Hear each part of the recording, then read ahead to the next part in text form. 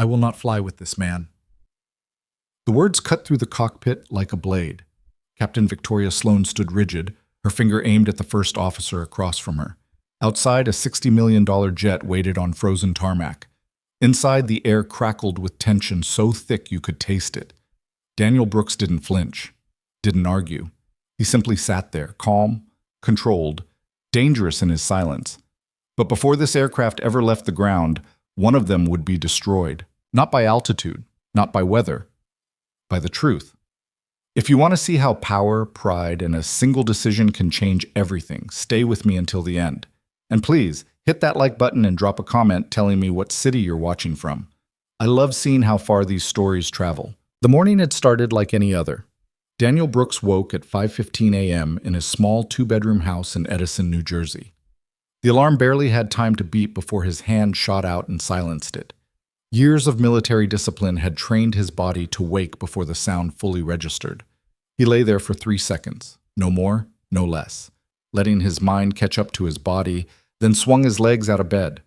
The house was quiet, cold, the kind of January cold that seeps through window frames and settles into your bones. He moved through the darkness with practiced efficiency, navigating around the scattered Legos his daughter Maya had left near her bedroom door. She was 7 now. 7 years of bedtime stories, scraped knees, and parent-teacher conferences he attended alone. Her mother had left when Maya was 2. Picked up his daughter, held her close, picked up his daughter, held her close, and rebuilt their world from scratch. In the kitchen, he made coffee, black, no sugar, and reviewed the day's flight plan on his tablet. Teterboro to Miami. 1 passenger. High profile. Adrian Locke, the tech billionaire who'd made his fortune in artificial intelligence before most people knew what the term meant. The flight was scheduled for 8 a.m. departure, which meant Daniel needed to be at the airfield by 6:30 for the pre-flight inspection. He showered quickly, dressed in his crisp white pilot shirt and black slacks, and checked on Maya one last time before leaving. She was sprawled across her bed, one arm hanging off the side, her favorite stuffed elephant clutched against her chest. He adjusted her blanket, kissed her forehead, and whispered, "Love you, sweetheart." Mrs. Chen from next door would be over at 7 to get Maya ready for school. They had a system, a rhythm. Daniel paid her well, and she treated Maya like her own granddaughter. It worked. Outside, frost covered his truck's windshield like a layer of diamonds. He scraped it off methodically, his breath forming clouds in the pre-dawn darkness. The drive to Teterboro Airport took 20 minutes through empty streets. He'd made this drive hundreds of times, first as a commercial pilot for regional airlines, then as a contract pilot for private aviation companies, and now as co-founder and majority owner of Apex Aviation. Most people didn't know that last part. Daniel preferred it that way. He'd started Apex 3 years ago with Marcus Chen, his former squadron leader from his Air Force days. They'd pooled their savings, taken out loans that made their accountants nervous, and purchased their first aircraft, a used but immaculately maintained Gulfstream G550. The business model was simple: provide elite aviation services with military-grade safety standards and zero tolerance for shortcuts. It had worked, better than either of them expected. They now operated a fleet of 6 aircraft, employed 14 pilots, and had a client list that read like a Forbes 400 directory. But Daniel still flew, still did the pre-flight inspections himself, still believed that ownership meant responsibility, not distance. The Apex hangar sat at the north end of Teterboro, away from the commercial terminals. Daniel pulled into the parking lot at 6:28, grabbed his flight bag, and headed inside. The hangar was warm, fluorescent lights buzzing overhead. The Gulfstream G650, tail number N847AX, sat gleaming in the center of the space, its white fuselage and blue accent stripe perfect against the polished concrete floor. Sarah Kim, their lead mechanic, was already there, clipboard in hand. "Morning, Captain Brooks," she said, looking up from her inspection checklist. "Morning, Sarah. How's she looking?" "Clean bill of health. Completed the 100-hour inspection yesterday. All systems green, hydraulics topped off, tires at spec, engines purring like kittens." She handed him the logbook. "She's ready to fly." Daniel scanned the entries, his eyes catching every detail.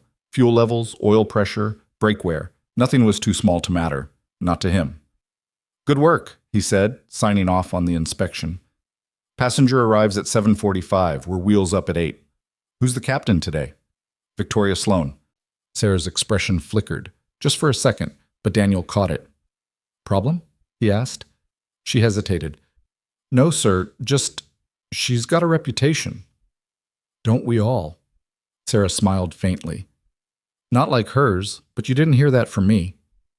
Daniel had worked with Victoria twice before. Both flights had been professionally executed, technically flawless. She was a sharp pilot with over 8,000 hours of flight time, most of it in corporate jets. She held an airline transport pilot license, the highest certification the FAA issued. On paper, she was exceptional. But Sarah was right. Victoria had a reputation, demanding, uncompromising, quick to conflict. Daniel had heard stories from other pilots, stories about her temper, her refusal to accept input, her tendency to treat first officers like glorified flight attendants rather than partners in the cockpit. But he'd also heard she was brilliant under pressure, capable of handling emergencies with ice-cold precision. Everyone had rough edges. Daniel wasn't going to judge her based on gossip. At 7:15, Victoria arrived. She strode into the hangar like she owned it, designer sunglasses perched on her head, rolling flight bag behind her, confidence radiating from every step. She was in her early 40s with short, dark hair styled in a severe bob and a jawline that could cut glass.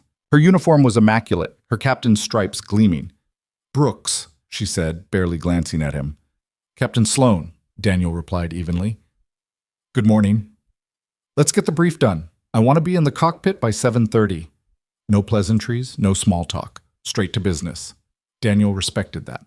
They moved to the flight planning room, a small office adjacent to the hangar with charts, weather screens, and a conference table. Daniel spread out this flight plan, but Victoria was already pulling up the weather on her tablet.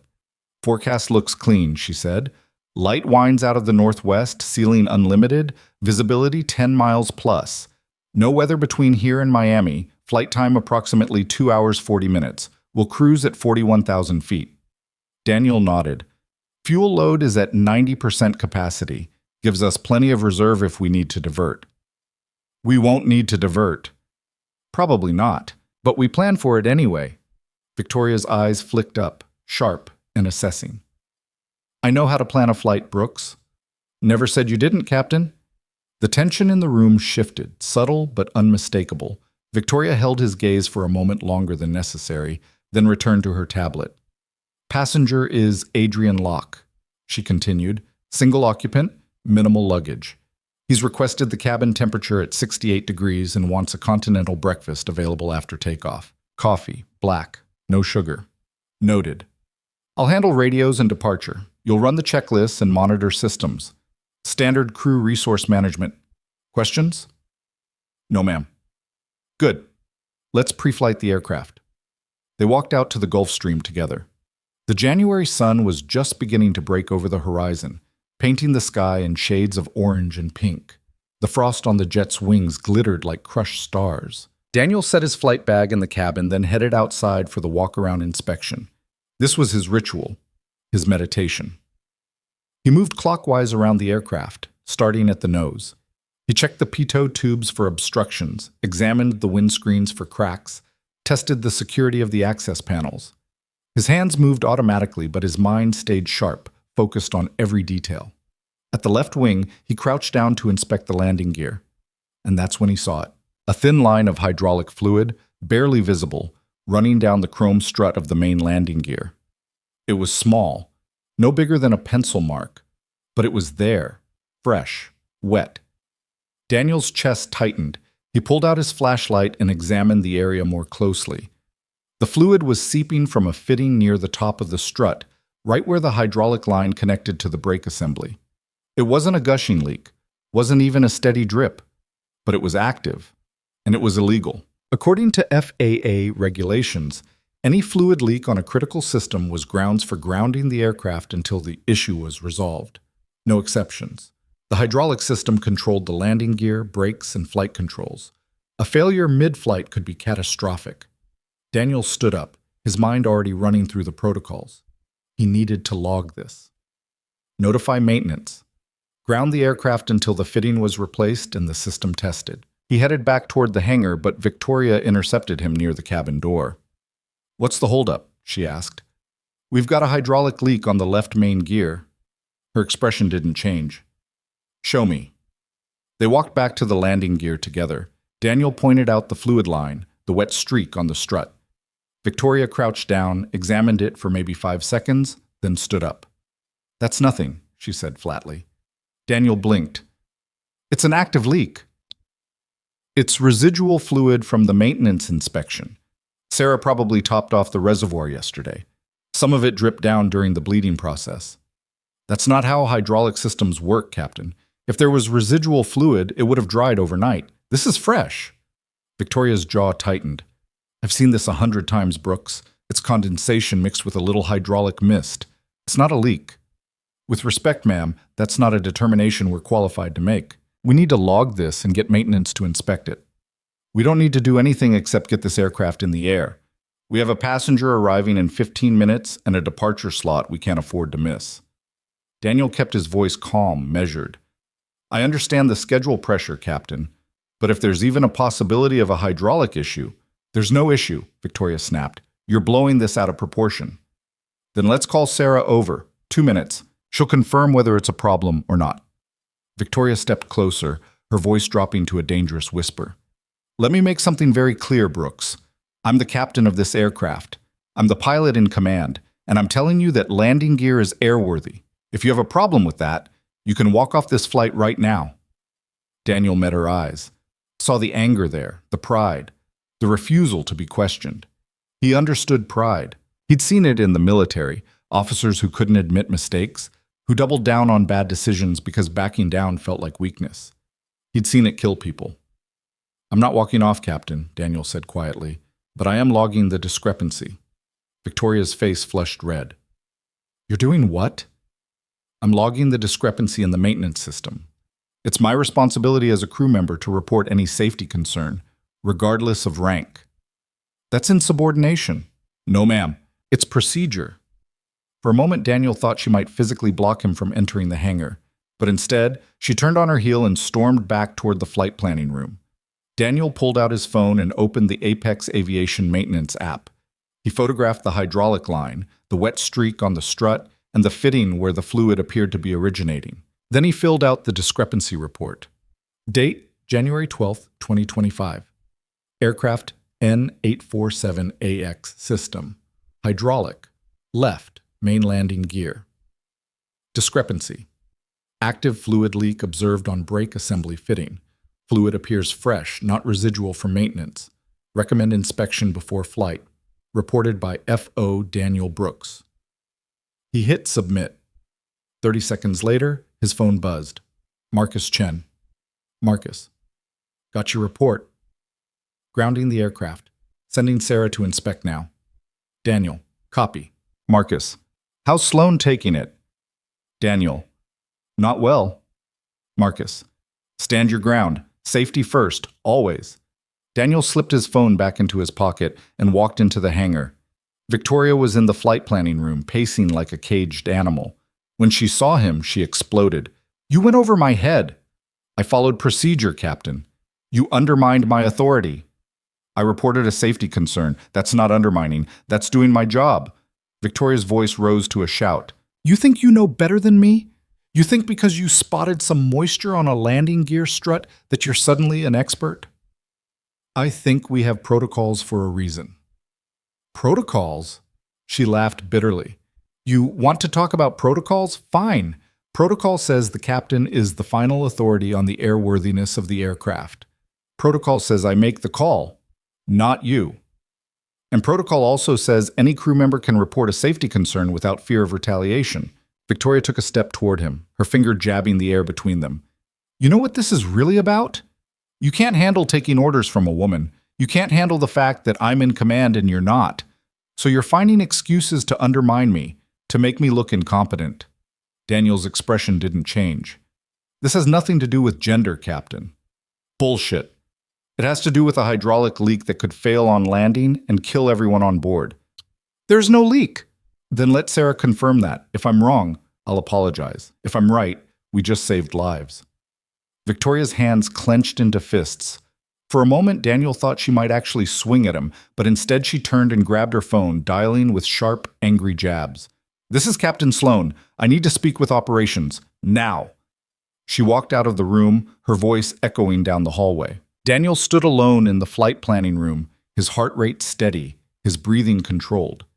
He'd been in worse situations. Hostile fire in Afghanistan, engine failures over the Pacific. This was just another challenge to navigate. Sarah appeared a few minutes later, toolbox in hand.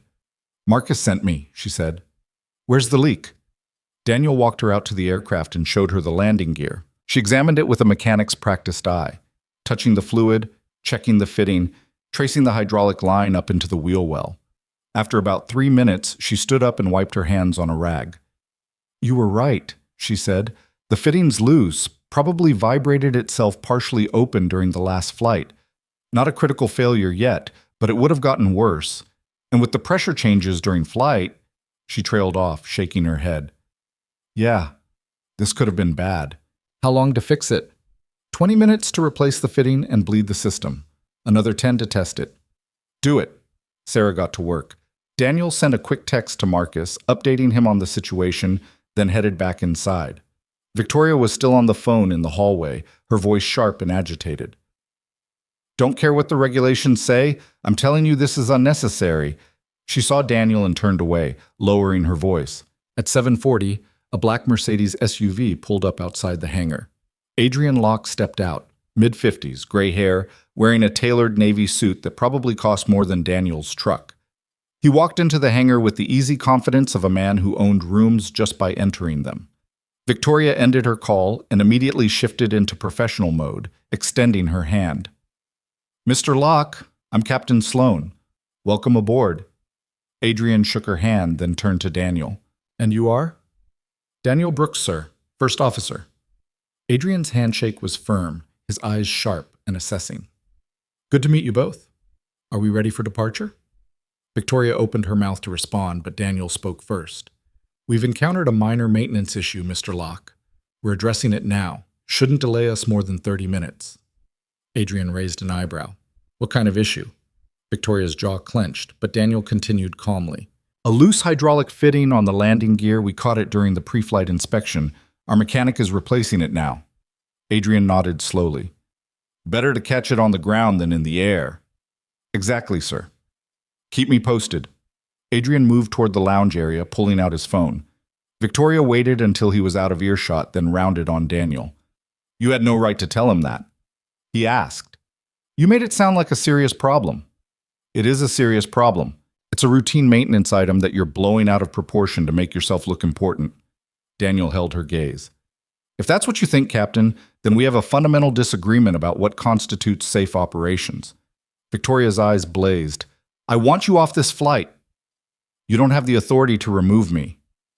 "I'm the pilot in command. I absolutely have that authority." "Then you'll need to explain to Mr. Locke why his flight is being delayed even further while you wait for a replacement first officer, and you'll need to explain it to Marcus. And to the FAA if they decide to investigate why you tried to fly an aircraft with a known hydraulic leak."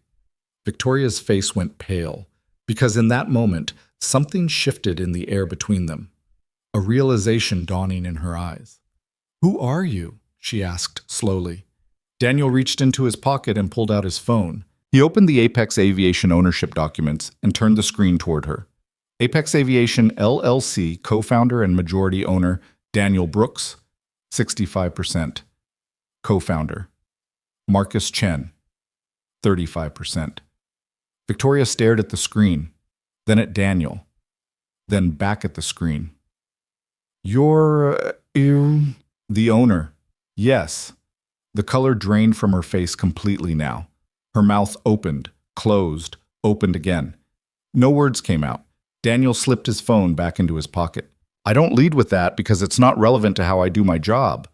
I'm a pilot first, an owner second.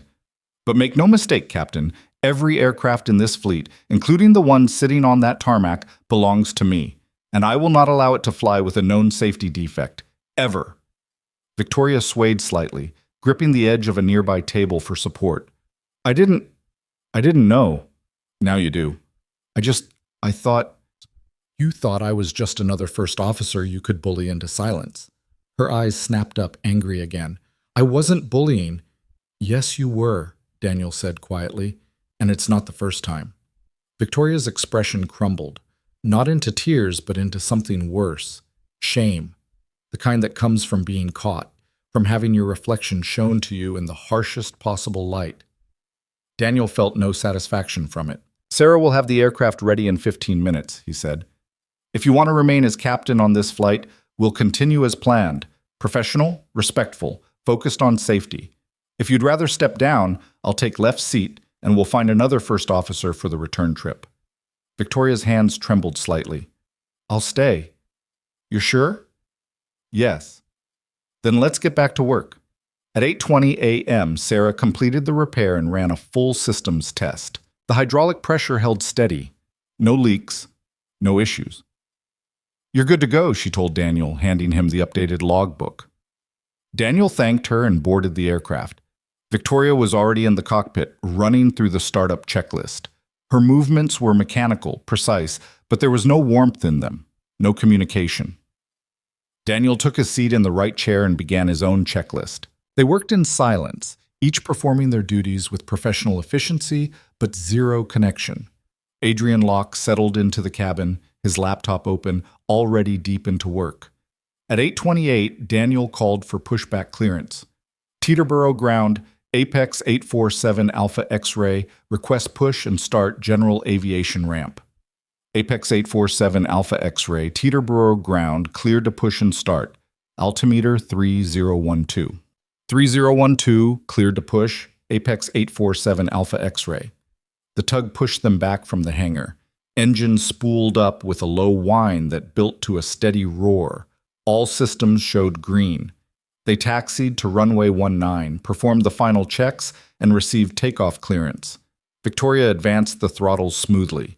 The Gulfstream accelerated down the runway, the world blurring past the windows. At 140 knots, she rotated, and the aircraft lifted into the sky. The landing gear retracted with 3 solid clunks.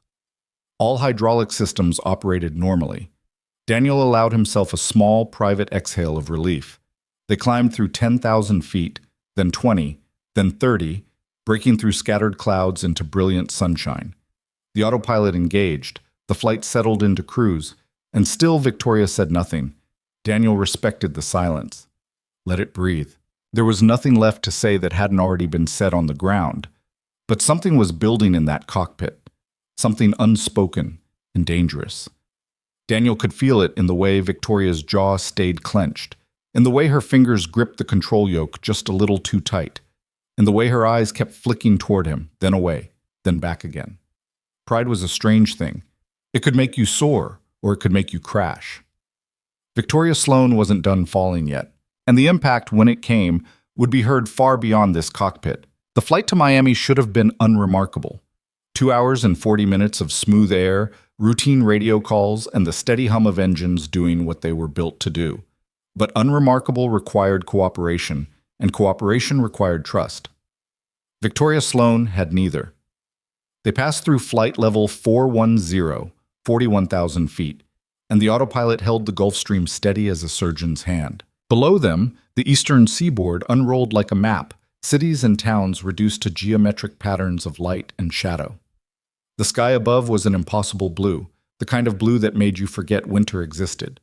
Daniel monitored the instruments, his eyes moving in the practiced pattern every pilot learned: airspeed, altitude, heading, fuel flow, engine temperatures. Everything was exactly where it should be. The hydraulic system that Victoria had been so willing to ignore now operated flawlessly, the pressure gauges rock solid in the green. He glanced at the captain's seat. Victoria sat rigid, her eyes fixed on the horizon, her hands resting on her lap. She hadn't touched the controls since engaging the autopilot, hadn't spoken except for required radio communications, hadn't even looked at him. The silence pressed down like atmospheric pressure. Daniel had flown with difficult personalities before. The military had taught him how to compartmentalize, how to work alongside people you didn't particularly like because the mission demanded it. But this felt different. This wasn't just professional friction. This was something deeper, more personal.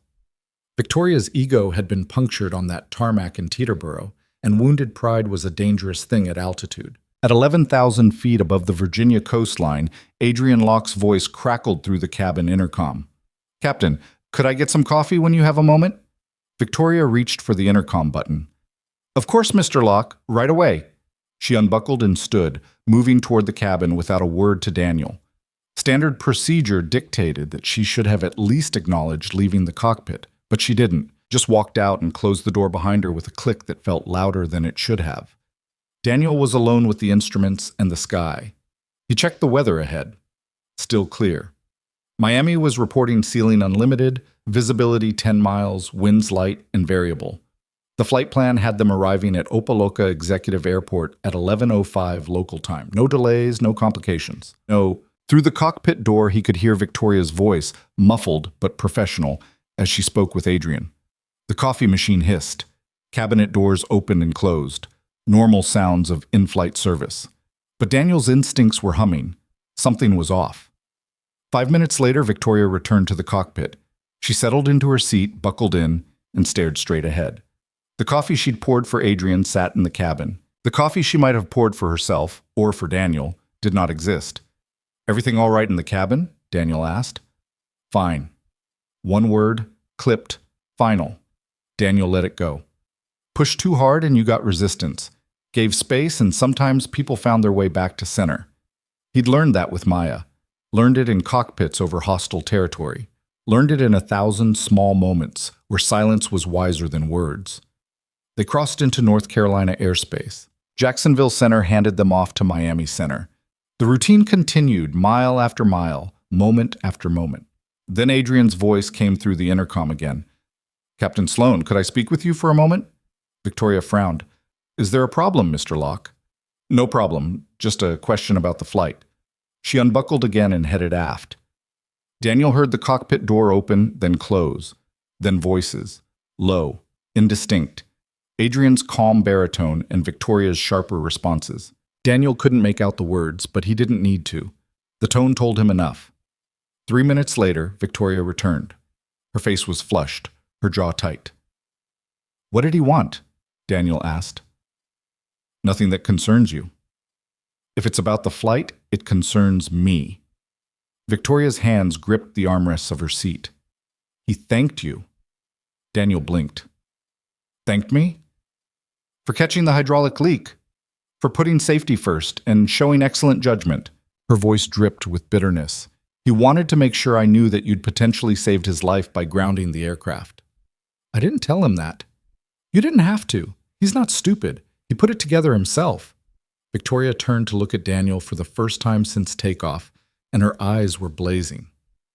"Do you have any idea what you've done?" "I reported a maintenance issue. You humiliated me in front of a client. You made me look incompetent. You undermined my authority as captain. I did my job." "Your job?"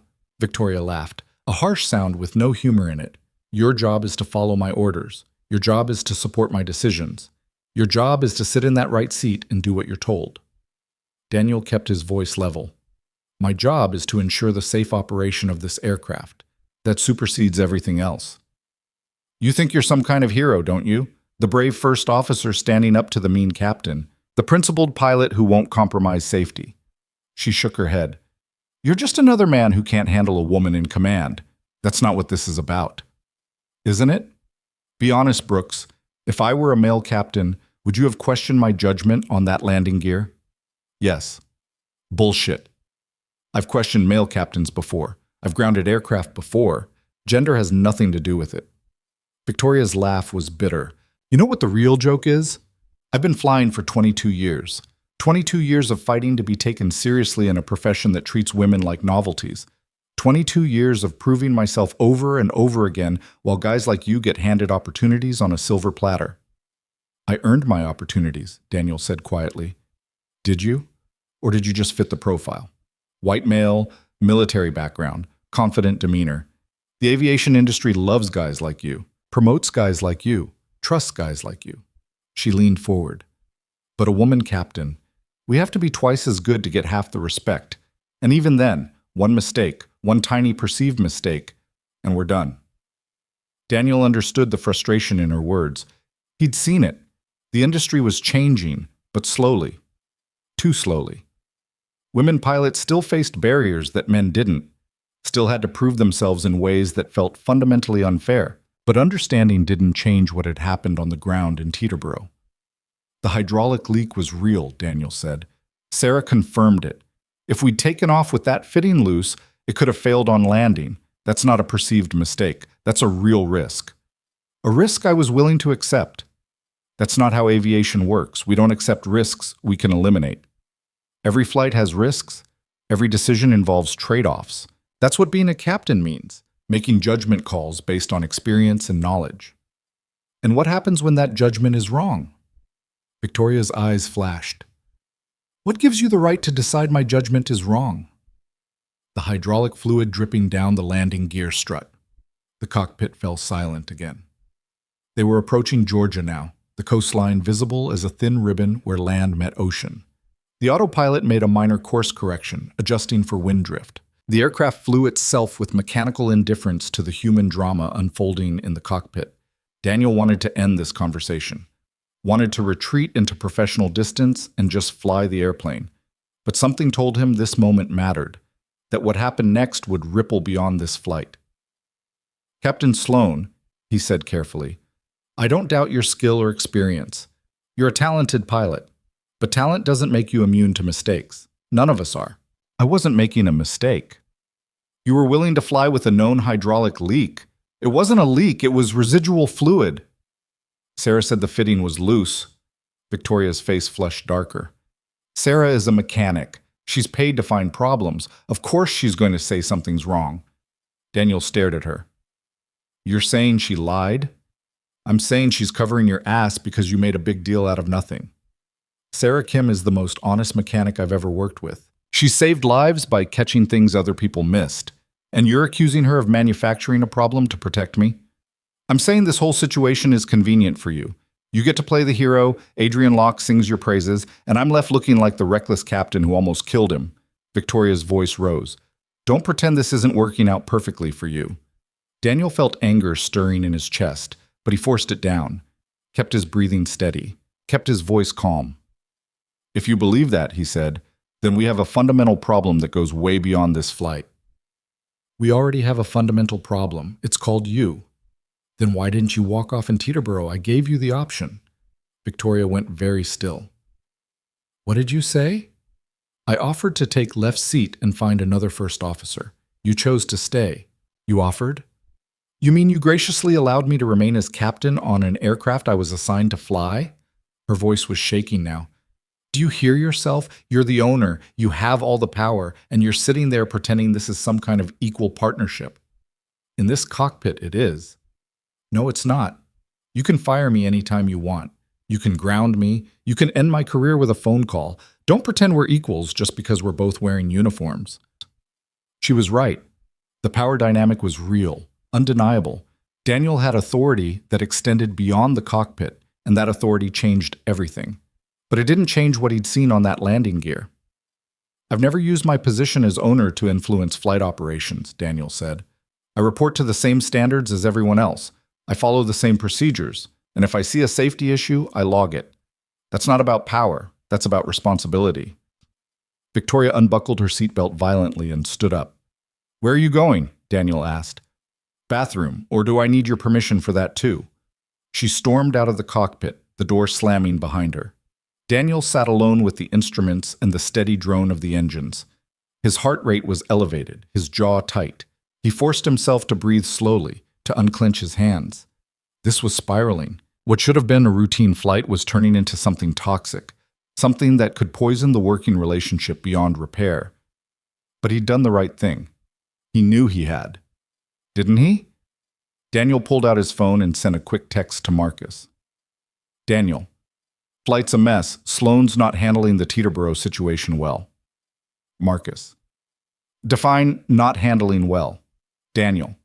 Hostile, defensive. Making this about gender when it's about safety. Marcus. Is it just about safety? Daniel stared at that message, the question underneath the question. Daniel. What do you mean? Marcus. You grounded the aircraft. You revealed your ownership. You put her in a position where she had no choice but to comply. From her perspective, how does that look? Daniel. Like someone following procedure, Tuck. Marcus. Or like someone flexing authority to win an argument. Daniel felt something cold settle in his stomach. Daniel. I didn't reveal ownership to win. I revealed it to stop her from removing me from the flight. Marcus. And the effect is the same. You pulled rank. Now she's humiliated and angry, and you're wondering why the flight's tense. Daniel. What was I supposed to do? Let her fly with a hydraulic leak? Marcus. No, but you could have handled it differently. Called me first. Had me talk to her. Removed yourself from the power dynamic. Daniel. There wasn't time. Marcus. There's always time, brother. You just didn't want to use it. The message hit harder than Daniel expected. He wanted to argue, to defend his choices, but Marcus's words kept echoing in his mind. You pulled rank. Had he? Before he could respond, Victoria returned to the cockpit. She didn't sit down, just stood behind her seat, arms crossed. I'm filing a formal complaint when we land, she said. Daniel looked up at her. About what? About you. About abuse of authority. About creating a hostile work environment. Captain Sloan, don't. Just don't. Her voice was cold now, controlled. You may own this company, but you don't own me. And you don't get to treat me like I'm incompetent just because you have more money and more power. I never said you were incompetent. You didn't have to. You made it clear with every action, questioning my judgment, going behind my back to maintenance, revealing your ownership to shut me up. She leaned forward. That's not leadership, that's bullying. Daniel felt the words like punches, each one landing, each one stinging. If that's how you see it, he said quietly, then file your complaint. I'll cooperate fully with any investigation. You will?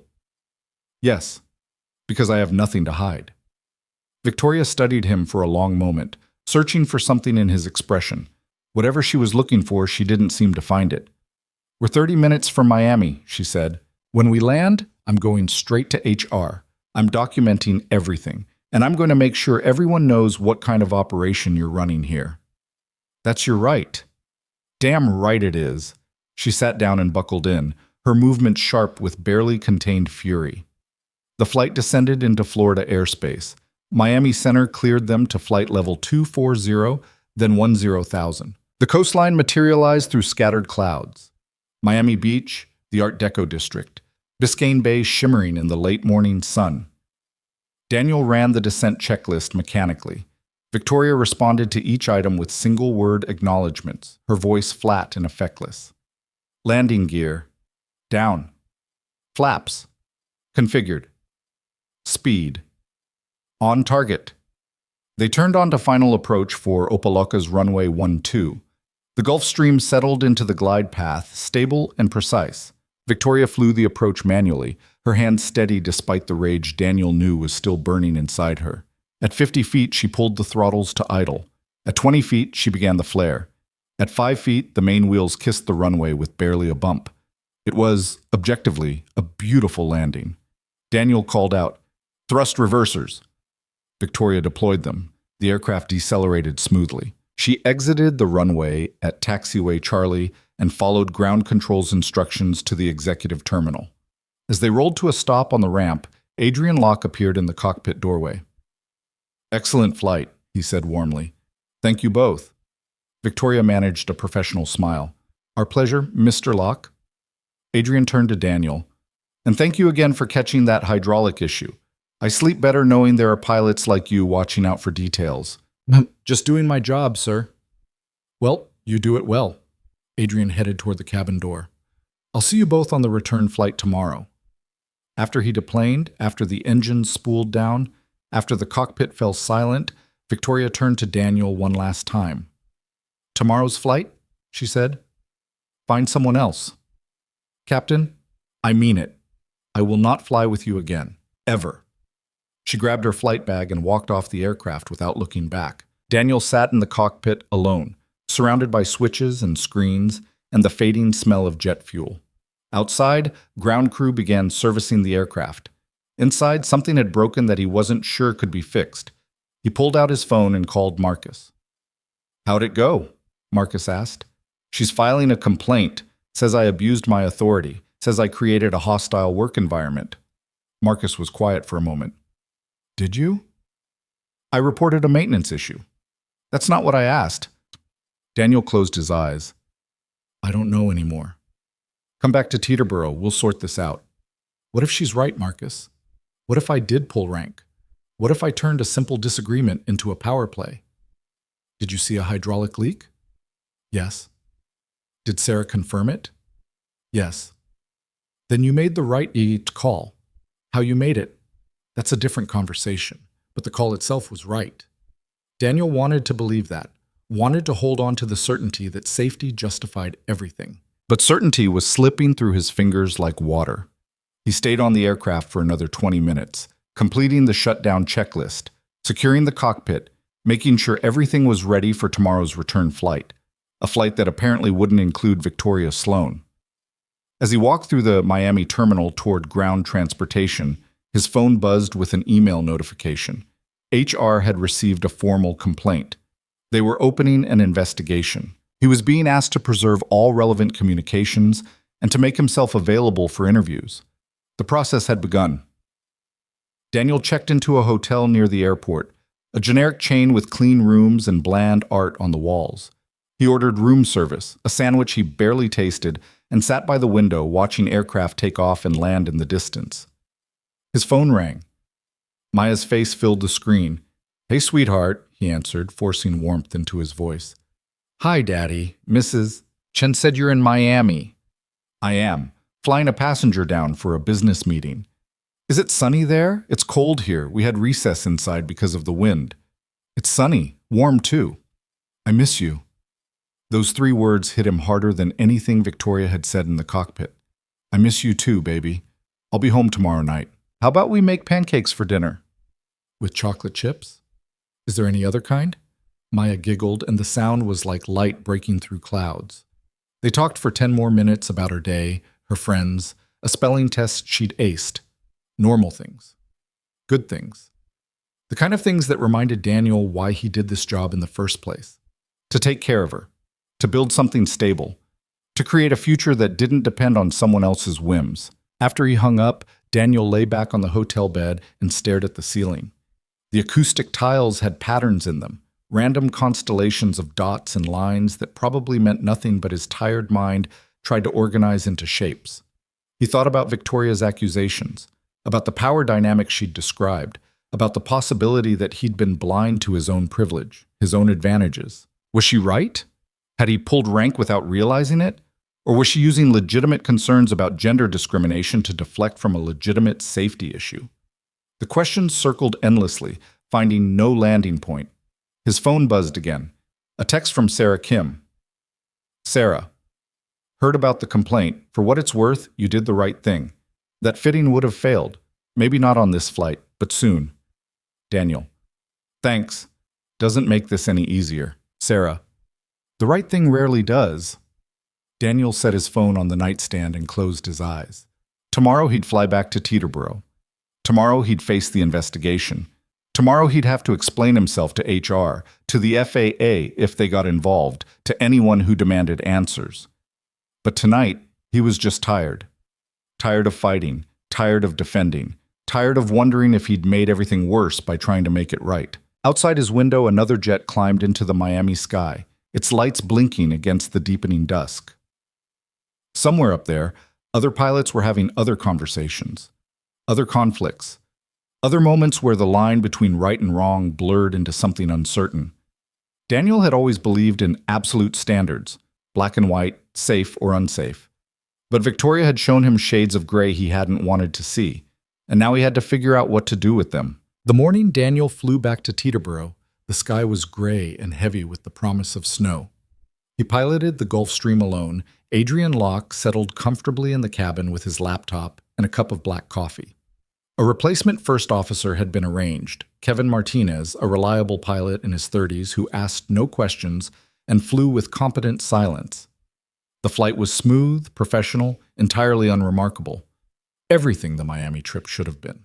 But Daniel's mind was elsewhere, back in that hotel room, back in that cockpit. back in the moment when Victoria's face had gone pale at the revelation of who he really was. When they touched down at Teterboro just after 2 p.m., Marcus was waiting in the hangar. He stood near the flight planning office, arms crossed, expression unreadable. Daniel secured the aircraft, said goodbye to Adrian, and walked over. "Welcome back," Marcus said. "Thanks. HR wants to see you tomorrow morning, 9 a.m. That was fast. Victoria's complaint was detailed, very detailed. Marcus pulled out his phone and showed Daniel the email. Pages of it, timestamps, quotes, allegations. She's claiming you created a pattern of intimidation, that you used your ownership position to override her authority, that you've fostered a culture where female pilots are undermined and disrespected. Daniel felt something cold spread through his chest. A pattern? This was one flight. She's talked to other pilots, found 3 first officers who've requested not to fly with her again. She's claiming that's evidence the company tolerates complaints about women captains, but punishes the women themselves. Those requests had nothing to do with gender. They were about her leadership style. Can you prove that? Daniel opened his mouth, then closed it. Could he? The requests had been informal, verbal conversations, no documentation, no formal process, just pilots quietly asking for different assignments. Marcus saw his hesitation. That's the problem. We have no paper trail, no documented incidents, nothing to show we handled this appropriately. Because we were trying to avoid making it a big deal. We were trying to let people work it out. And now it looks like we buried legitimate concerns to protect the company's reputation. Marcus rubbed his temples. This is bad, Daniel, really bad. They moved into the flight planning office and closed the door. Through the window, Daniel could see Sarah working on another aircraft, her movements efficient and purposeful. The normal operations of a business that suddenly felt anything but normal. What does HR want? Daniel asked. Your side of the story, documentation, any communications you had with Victoria before, during, or after the flight. Marcus leaned against the desk. They're also going to interview Sarah, the ground crew, anyone who witnessed the confrontation. It wasn't a confrontation, it was a safety report. That turned into a confrontation when you revealed your ownership. Daniel felt the words like a slap. What else was I supposed to do? She was trying to remove me from the flight. You could have let her. And let the aircraft fly with a hydraulic leak? Kevin could have replaced you. You could have briefed him on the issue. The flight still would have been delayed. The leak still would have been fixed. But you wouldn't be sitting here facing an HR investigation. Daniel stared at his partner. You think I was wrong.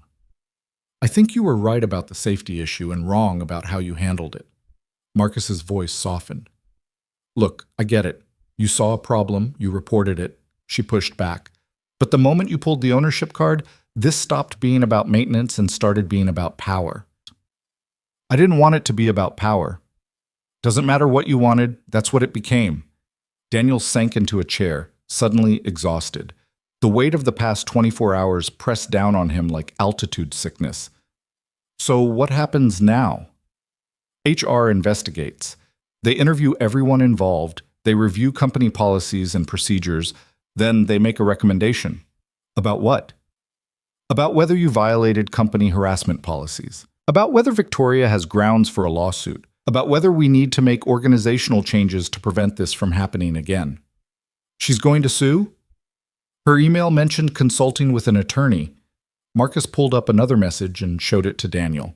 There, in formal legal language, was a notice that Victoria Sloan was represented by Hoffman and Associates, a law firm specializing in employment discrimination. Daniel felt his stomach drop. This is really happening. Yeah, it is. They sat in silence for a moment. Outside, a jet taxied past, its engines whistling in the cold air.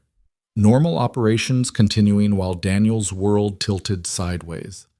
There's something else, Marcus said quietly. What? The FAA got a copy of Victoria's complaint. They're opening their own investigation into whether you improperly influenced flight operations. Daniel's head snapped up. What? She claimed you used non-operational authority to override the captain's decision-making. That's a violation of crew resource management principles. The FAA takes that seriously. But I was right about the leak. Being right doesn't mean you followed proper procedures. If they determine you stepped outside your role as first officer and used your position as owner to influence flight safety decisions, they could take action against your license. The room seemed to tilt. Daniel gripped the edge of the desk. My license? It's unlikely, but it's possible. Marcus's expression was grim. This isn't just an HR problem anymore, Daniel. This is a regulatory problem, a legal problem, a problem that could affect your ability to fly. Daniel couldn't breathe. Flying was everything. It was how he supported Maya, how he'd built this company, how he defined himself. The thought of losing his license, of being grounded, was incomprehensible. I need a lawyer, he said. Yeah, you do. Marcus gave him the name of an aviation attorney, someone who specialized in FAA enforcement actions. Daniel called from the office, explained the situation in clipped professional terms, and scheduled a meeting for the next day. When he hung up, his hands were shaking. Go home, Marcus said gently. See your daughter, get some sleep. Tomorrow's going to be a long day. Daniel drove home in a daze. The streets of Edison passed like a dream, familiar but distant, real but untouchable. He kept replaying the moment on the tarmac, kept trying to see where he'd gone wrong, kept searching for the decision that had set all this in motion. He'd seen a hydraulic leak. That was real. He'd reported it. That was procedure. He'd been challenged. That was inevitable. He'd revealed his ownership. That was, what? Necessary? Defensive? A flex of power he didn't realize he was making? Maya was doing homework at the kitchen table when he walked in. She looked up, her face brightening. Daddy! He scooped her up, held her tight, breathed in the smell of her shampoo and the lingering scent of school cafeteria and childhood. How was Miami? She asked. It was fine, sweetheart. How was school? She launched into a story about her science class, about a volcano experiment with baking soda and vinegar that had overflowed and made a mess. She laughed telling it, her eyes bright with the memory. Daniel listened, smiled, made the right responses. But part of his mind was still in that cockpit, still watching Victoria's face go pale, still hearing her accusations echo in the confined space. You pulled rank. You abused your power. You humiliated me. That evening, after Maya went to bed, Daniel sat at his laptop and began documenting everything. Every conversation with Victoria, every decision point, every moment of the flight. He pulled phone records, text messages, the maintenance logs. He compiled photos of the hydraulic leak, Sarah's repair notes, the updated aircraft logbook. Evidence. He needed evidence to prove he'd done the right thing. But as he worked, doubt crept in like fog. Because the evidence showed what happened, but it couldn't show why. It couldn't prove his intentions, couldn't demonstrate that when he'd revealed his ownership, it wasn't about winning an argument, but about stopping someone from making a dangerous decision. Or was it? Had some part of him enjoyed the moment when Victoria realized who he was? Had some part of him wanted to see that shock on her face, wanted to prove that he held the cards all along? He didn't want to believe that about himself, but he couldn't be sure. The next morning, Daniel sat across from Jennifer Walsh, Apex Aviation's HR director, in a windowless conference room that smelled of coffee and anxiety. Jennifer was in her 50s, with gray hair pulled back in a tight bun and eyes that missed nothing. Thank you for coming in, she said, her voice professionally neutral. I want to assure you that this is a fact-finding conversation, not a disciplinary hearing. I understand. I'm going to record this, if that's all right with you. Daniel nodded. Jennifer pressed a button on a digital recorder and stated the date, time, and participants. Let's start from the beginning, she said. Walk me through the events of January 12th, from the moment you arrived at Teterboro until the aircraft departed for Miami. Daniel did. He kept his voice even, his recounting factual. He described the pre-flight inspection, finding the hydraulic leak, Victoria's dismissal of the issue, his decision to log the discrepancy. He described her anger, her threat to remove him from the flight, his revelation of ownership. Jennifer took notes, occasionally asking clarifying questions. When you revealed that you were the owner, what was your intention? To prevent her from removing me from the flight when I was raising a legitimate safety concern. Could you have achieved that goal another way? Daniel hesitated. Possibly. I could have called Marcus. Could have escalated through operational channels. Why didn't you? Because there wasn't time. The passenger was arriving in 15 minutes. If I'd let her remove me, found a replacement, the delay would have been significant. But the delay for the hydraulic repair was also significant. Yes, but that was necessary for safety. Jennifer's pen paused. I understand that, but from Captain Sloane's perspective, you made one decision that delayed the flight for safety reasons, and then refused to make another decision that would have delayed it for crew continuity reasons. Can you see how that might appear inconsistent? Daniel felt the logic trap closing.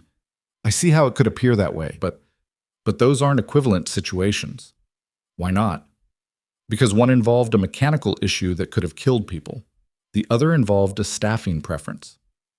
Captain Sloane would argue that it involved a captain's authority to determine crew composition.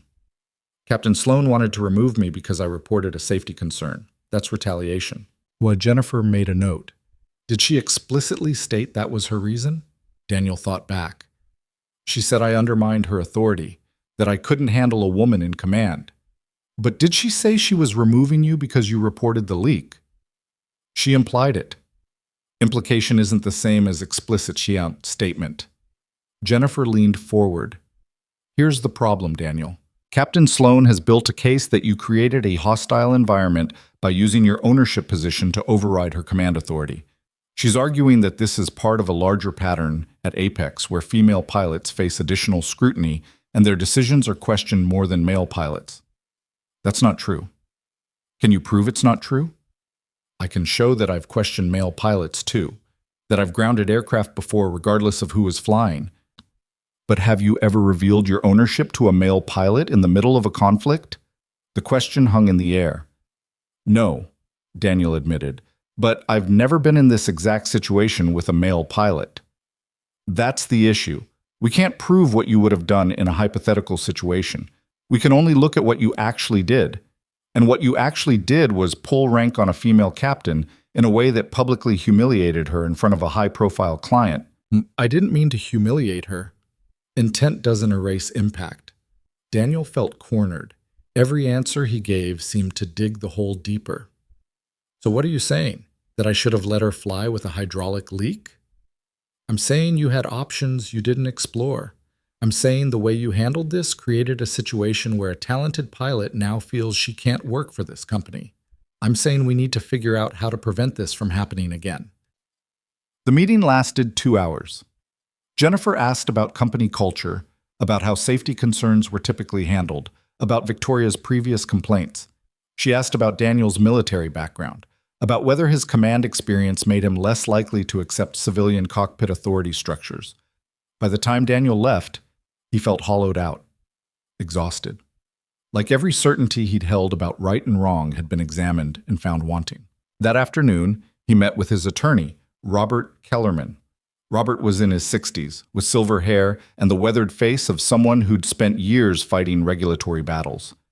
The FAA investigation is preliminary, Robert explained. They're gathering information, reviewing the maintenance logs, the cockpit voice recorder, the crew reports. The cockpit voice recorder, Daniel repeated. His stomach clenched. Everything they'd said to each other was on that recording. Every word, every inflection, every moment of rising tension. Yes, the aircraft has a CVR, correct? All our jets do. It's required. Then everything that happened in the cockpit is documented. The FAA will pull the recording and review it. Daniel thought about Victoria's accusations, her anger, the way her voice had risen to a shout, but he also thought about his own words, his own tone. Had he been as calm as he remembered? Or had there been an edge to his voice, a hint of superiority, a subtle wielding of power? What happens if they determine I improperly influenced the flight? Robert steepled his fingers. Best case, a warning letter. Worst case, suspension of your license. Most likely, they'll require additional training on crew resource management and proper authority structures. But I'm the owner. I have authority over flight operations. Not in the cockpit. In the cockpit, the captain is in command. Your ownership is irrelevant to operational decisions. Even when the captain is making an unsafe decision? There are procedures for that. You file a safety report. You consult with operations. You escalate through proper channels. You don't override the captain using non-operational authority. Robert leaned forward. The FAA's concern is precedent. If they allow owners to use their business position to influence cockpit decisions, it undermines the entire principle of captain's authority. It creates a situation where economic pressure can compromise safety. But that's backwards. I was trying to improve safety, not compromise it. I know, but the regulatory framework doesn't care about your intentions. It cares about the process you followed. Daniel felt the absurdity of it crushing down on him. He'd done the right thing for the right reasons and still ended up here, facing investigations and legal threats and the possible loss of everything he'd built. "There's one more thing," Robert said quietly. "Captain Sloane's attorney has reached out. They're willing to settle." "Settle what? I haven't been sued yet." "Not officially, but they're preparing to file an employment discrimination suit. They're offering to drop it in exchange for a financial settlement and your resignation from operational duties." The words hit like a punch. "My resignation?" "They want you out of the cockpit. They're arguing that as long as you're both owner and pilot, you'll always have the ability to abuse that power dynamic." "That's insane. This company exists because I fly. I built it from the ground up." "I understand. I'm just telling you what they're asking for." Daniel stood up, paced to the window. Outside, aircraft moved across the tarmac in their eternal dance, arriving, departing, servicing, repeating, the rhythm of aviation that had defined his adult life. "I'm not resigning," he said. "Then we prepare for litigation, and for the FAA investigation, and for whatever else come." "Whatever else?" Robert's expression was grim. "Victoria's story is getting attention. I've heard reporters are asking questions. If this goes public, it becomes about more than just one flight. It becomes about industry culture, gender discrimination, power dynamics. It becomes a narrative. A narrative that I'm the villain. Possibly. Or possibly one where you're the responsible pilot who stood up for safety. Depends on how it's told." Daniel returned to the conference table and sank into his chair. "I just wanted to fly airplanes safely. That's all I ever wanted." "I know, but you also wanted to own a company. And those two things created a conflict that's now playing out in ways you didn't anticipate." Robert gathered his papers. "My advice: cooperate fully with the investigations, document everything, and prepare yourself for this to get worse before it gets better." That evening, Daniel received an email from an aviation news website. A reporter named Jessica Chen wanted to interview him about allegations of workplace discrimination at Apex Aviation. Attached was a draft article that made his blood run cold. The headline read, "Female pilot claims retaliation after questioning owner's safety judgment." The article painted Victoria as a whistleblower, someone who'd stood up against corporate pressure to cut corners, only to be punished by a male owner who couldn't handle her authority. It described the hydraulic leak as minor maintenance that Victoria had reasonably assessed as non-critical. It quoted unnamed sources saying Apex had a pattern of driving out female pilots. Daniel's hands shook as he read it. Everything was there. The facts, distorted just enough to tell a completely different story. A story where he was the problem. He forwarded it to Robert with 2 words. "What now?" Robert's response came within minutes. "Don't respond, don't engage, let me handle it." But the damage was already spreading. Daniel watched as this article was shared on aviation forums, on social media, on pilot discussion boards. Watched as people he'd never met debated whether he was a hero or a tyrant. Watched as the narrative Robert had warned about took shape in real time. Some commenters defended him. If there was a hydraulic leak, he was right to ground the aircraft. Gender has nothing to do with it. Others condemned him. This is exactly why women can't succeed in aviation. Men in power undermine them at every turn. The nuance was gone, the complexity erased. It was just tribal warfare now, each side choosing their champion and attacking the other. Daniel closed his laptop and sat in the darkness of his kitchen. Maya was asleep upstairs. The house was quiet except for the hum of the refrigerator and the distant sound of traffic. He thought about calling Victoria, trying to talk this through human to human, away from lawyers and investigations and public narratives. But what would he say? That he was sorry? He wasn't sorry for reporting the leak. That he understood her perspective? He tried, but understanding didn't change what he'd seen on that landing gear. That he wished things had gone differently? That was true. But wishes didn't rewind time. His phone buzzed. A text from Marcus. Marcus. The reporter called me. I declined comment. But Daniel, the board wants to meet tomorrow. They're concerned about liability. Daniel stared at the message. The board. The investors who'd helped fund Apex's expansion. People who cared about risk and reputation and legal exposure. People who might decide he was more liability than asset. Daniel. What time? Marcus. 10 a.m. Conference room. Bring Robert if you want. Daniel. I will. He set his phone down and climbed the stairs to check on Maya one last time. She was curled up in her bed, her stuffed elephant tucked under her arm, her breathing soft and even. The nightlight cast gentle shadows across her face. She didn't know any of this was happening, didn't know her father's career was hanging by a thread, didn't know that the life he'd built for them might be crumbling. He wanted to keep it that way, wanted to protect her from adult complications and legal battles and the ugly reality that doing the right thing didn't always lead to the right outcome. I'm going to fix this, he whispered into the darkness. I promise. But he didn't know if that was a promise he could keep. The boardroom was too quiet when Daniel arrived the next morning. Robert Kellerman walked beside him, briefcase in hand, his expression carefully neutral. Marcus was already there, sitting at the far end of the long mahogany table. 3 other faces stared back at them. The board members who'd invested in Apex's expansion, who'd believed in Daniel's vision enough to stake their money on it. Richard Thornton, a venture capitalist in his 50s with steel gray hair and eyes that calculated everything. Patricia Morris, former CEO of a regional airline, now retired and consulting. And James Park, who'd made his fortune in logistics and saw aviation as the next frontier. None of them looked happy. Gentlemen, Patricia, Daniel said, taking his seat. Robert settled beside him, already pulling documents from his briefcase. Richard didn't waste time on pleasantries. We've read the complaint. We've seen the article. We've received calls from 3 major clients asking if Apex is a safe company to do business with. 3 clients, Patricia repeated, her voice sharp. In less than 48 hours. That's not a PR problem, Daniel. That's an existential threat. James leaned forward. We need to understand exactly what happened on that flight. Because right now, the narrative is that our co-founder used his ownership position to bully a female captain. True or not, that's what people believe. Daniel took a breath, forcing himself to stay calm. What happened is, I found a hydraulic leak during pre-flight inspection. Captain Sloan wanted to fly anyway. I reported it through proper channels. The leak was real, confirmed by our mechanic, and would have posed a serious safety risk.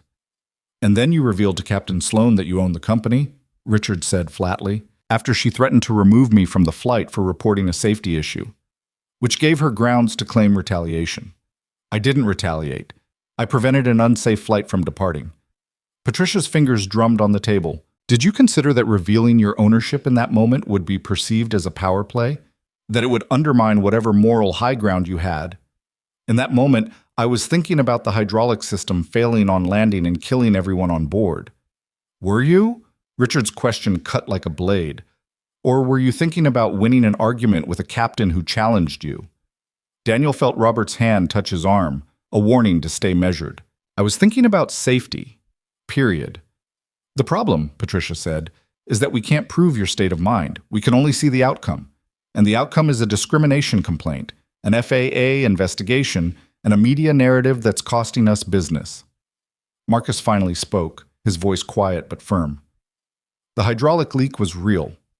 Sarah's repair records confirm it. The fitting was loose. If they'd taken off, there's a significant probability it would have failed. We don't dispute that, James said. But that doesn't change how Daniel handled the situation. He had options. He could have escalated to you, Marcus, could have let Victoria remove him and briefed the replacement first officer. Instead, he pulled rank in a way that's now being characterized as abusive. So I should have walked away and let an unsafe aircraft fly? You should have handled it through proper channels, Richard said. That's what we have procedures for. That's what we have operational oversight for. Daniel's hands clenched beneath the table. There wasn't time. There's always time to make a phone call. The passenger was arriving in 15 minutes. Then the flight would have been delayed either way, Patricia pointed out. The question is whether that delay happened because of a safety issue or because of a conflict between you and the captain. Right now, it looks like both. Robert cleared his throat. My client acted within his authority as a crew member to report a safety discrepancy. Captain Sloane's reaction to that report, threatening to remove him from the flight, could itself be considered retaliatory behavior. Except she's the captain, Richard countered. She has the authority to determine crew composition. Daniel doesn't, regardless of his ownership stake. Not when that determination is based on retaliation for a safety report. Can you prove it was retaliatory, or was it a captain making a judgment call about crew dynamics? The argument circled, each point met with a counterpoint, each certainty undermined by perspective. Daniel felt like he was watching a plane spiral, unable to pull up, unable to stop the descent. Finally, Patricia raised her hand. Enough. Here's where we are. The FAA is investigating whether Daniel violated crew resource management protocols. Victoria's attorney is preparing a discrimination lawsuit. The media is running stories that paint us as a company with a hostile culture, and our clients are nervous. What are you proposing? Marcus asked, though his tone suggested he already knew. Richard slid a document across the table. A settlement offer. We pay Victoria $250,000. She signs a non-disclosure agreement. She withdraws her complaint and agrees not to pursue litigation. Daniel stared at the number. $250,000. It's cheaper than a lawsuit, faster than litigation, cleaner than letting this drag through the courts and the media for months. It's also an admission that we did something wrong. It's a business decision, James said. It makes this go away. Daniel looked at Marcus, who met his eyes with an expression that held both sympathy and resignation. Then he looked at Robert, who gave a slight shrug that said, "This is your call." "And what happens to me?" Daniel asked. Patricia's expression softened, just slightly. "You step back from operational flying for 6 months. Focus on the business side. Let Marcus handle flight operations. Give the FAA space to complete their investigation without the appearance of ongoing conflicts." "You want me to stop flying?" "Temporarily," Richard emphasized. "Not permanently, just until this blows over." "And if I refuse?" The room went silent. Richard exchanged glances with Patricia and James. Some unspoken communication passed between them. "Then we have to consider whether Apex can survive with you in an operational role," Richard said finally. "The clients who are calling aren't asking about the hydraulic leak. They're asking if our pilots are professional, if our operations are sound, if they can trust us with their safety and their reputation. After one complaint, one very public complaint that's touched a nerve in an industry already sensitive to gender issues." Patricia leaned forward. "Daniel, I spent 30 years fighting to be taken seriously as a female executive in aviation. I know what Victoria is experiencing, and I also know that perception matters. Right now, the perception is that you abused your power.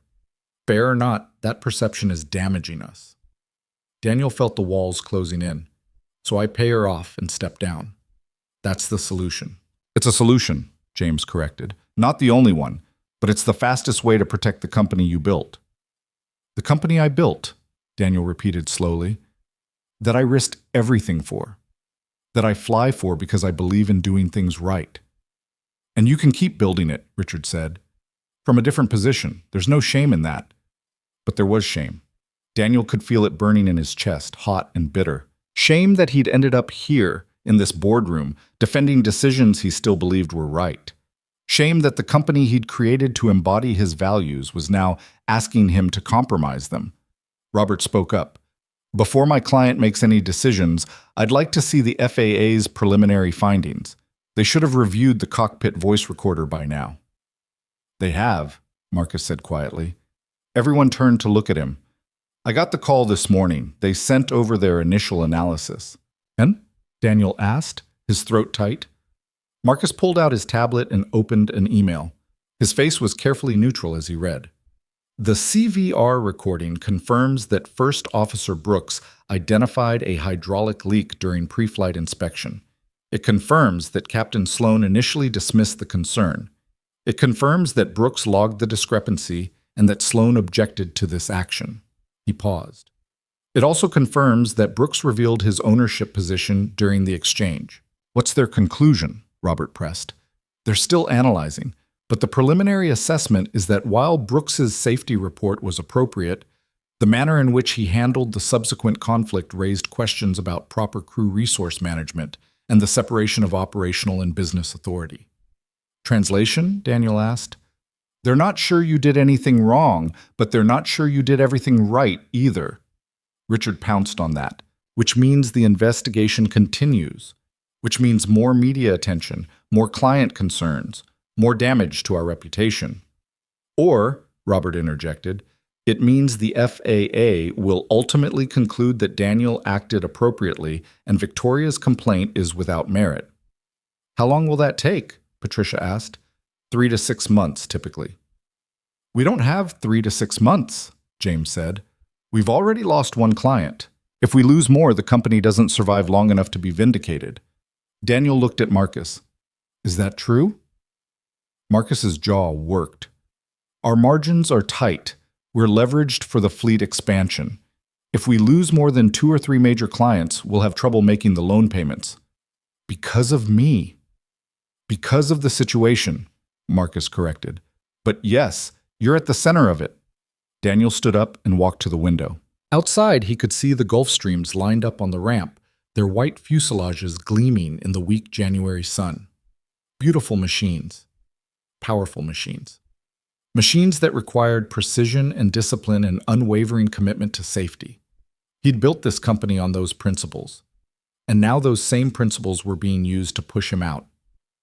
I need to think about this, he said.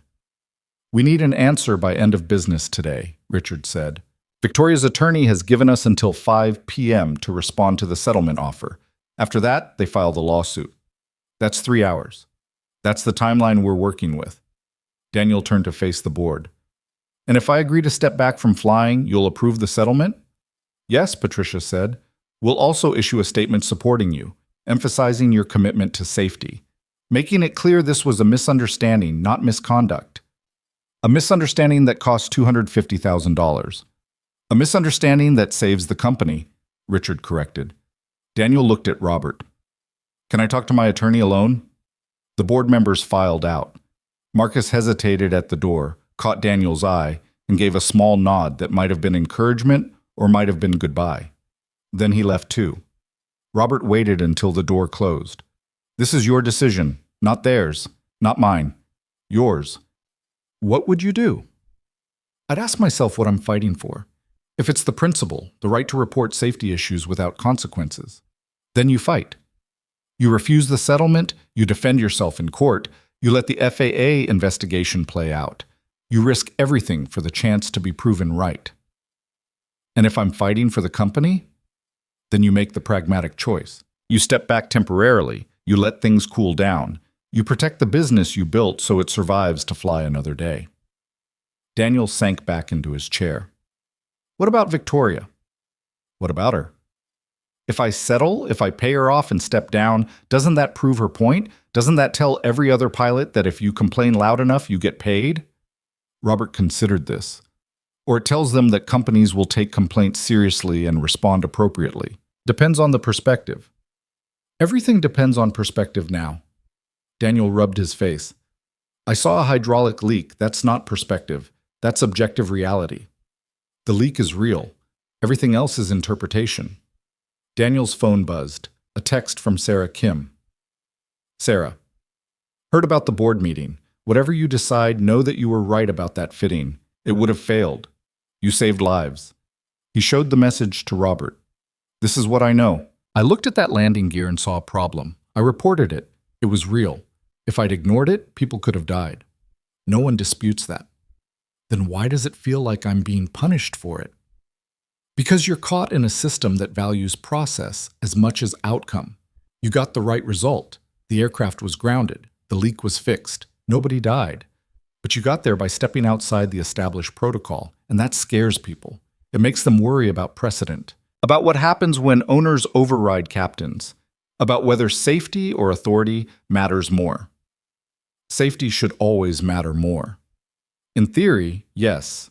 In practice, it's complicated. Daniel looked at the settlement document still lying on the table. $250,000. 6 months away from the cockpit. a statement that he'd done nothing wrong but couldn't prove it. The price of moving forward. His phone rang. Maya's school. Mr. Brooks? This is Principal Anderson. Maya's fine, but she's in the nurse's office complaining of a stomachache. Can you come pick her up? Daniel's heart clenched. Is she okay? The nurse thinks it might be stress. Maya mentioned you've been working a lot lately, coming home late. Sometimes kids express worry through physical symptoms. I'll be there in 20 minutes. He hung up and looked at Robert. I have to go. We still need an answer for the board. I know. Daniel stood, grabbed his coat. Tell them I'll give them an answer by 5. But right now, my daughter needs me. He drove to Maya's school in a blur, his mind racing between the boardroom and the cockpit, and the little girl who needed her father to be present, not just physically there, but actually there. Maya sat in the nurse's office, pale and small, her arms wrapped around her stomach. When she saw Daniel, her face crumpled. Daddy? He gathered her up, felt her bury her face in his shoulder. Hey, sweetheart, I've got you. My tummy hurts. I know. Let's get you home. In the truck, with Maya buckled in beside him, she asked the question that broke his heart. Are you going away? What? No, baby. Why would you think that? You're on the phone all the time now, and you look sad. Mrs. Chen said sometimes daddies have to go away for work. Daniel pulled over, put the truck in park, and turned to face his daughter. Her eyes were wide and scared, and he saw himself reflected there, the man she depended on, the only parent she had, the person who was supposed to make everything okay. I'm not going anywhere, he said firmly. I promise. Work is just complicated right now. But you are the most important thing in my life. Always. More important than flying? The question hung there, innocent, devastating. Yes, Daniel said, more important than flying. Maya studied his face, trying to determine if this was truth or just what adults said. Then she nodded slowly and settled back in her seat. Daniel drove home, his hands steady on the wheel, his mind suddenly clear. He'd been asking the wrong question. The board wanted to know if he'd fight for principal or protect the company. But the real question was simpler. What kind of father did he want to be? At home, he made Maya soup and grilled cheese, sat with her while she ate, watched a movie with her curled against his side. Her stomachache faded as the afternoon wore on, replaced by the comfort of routine and presence. At 4:30, with Maya napping on the couch, Daniel called Marcus. I'm taking the deal, he said. Marcus was quiet for a moment. You're sure? No, but I'm doing it anyway. Why? Because I built this company to create something stable for my daughter, to give her a future that doesn't depend on someone else's decisions. And if I destroy the company fighting to prove I'm right, what does she have left? She has a father with integrity. She needs a father who's present, who comes home at night, who doesn't carry the weight of a lawsuit and an FAA investigation and a public battle. Daniel looked at Maya sleeping, her stuffed elephant clutched tight. I can't be that father and fight this war at the same time. What about the pilots who'll come after you, the ones who will face similar situations? I'll fight for them differently, through better policies, better training, better systems. But I can't be the martyr in this story. I have too much to lose. Marcus exhaled slowly. Okay. I'll tell the board. Tell them I have conditions. What conditions?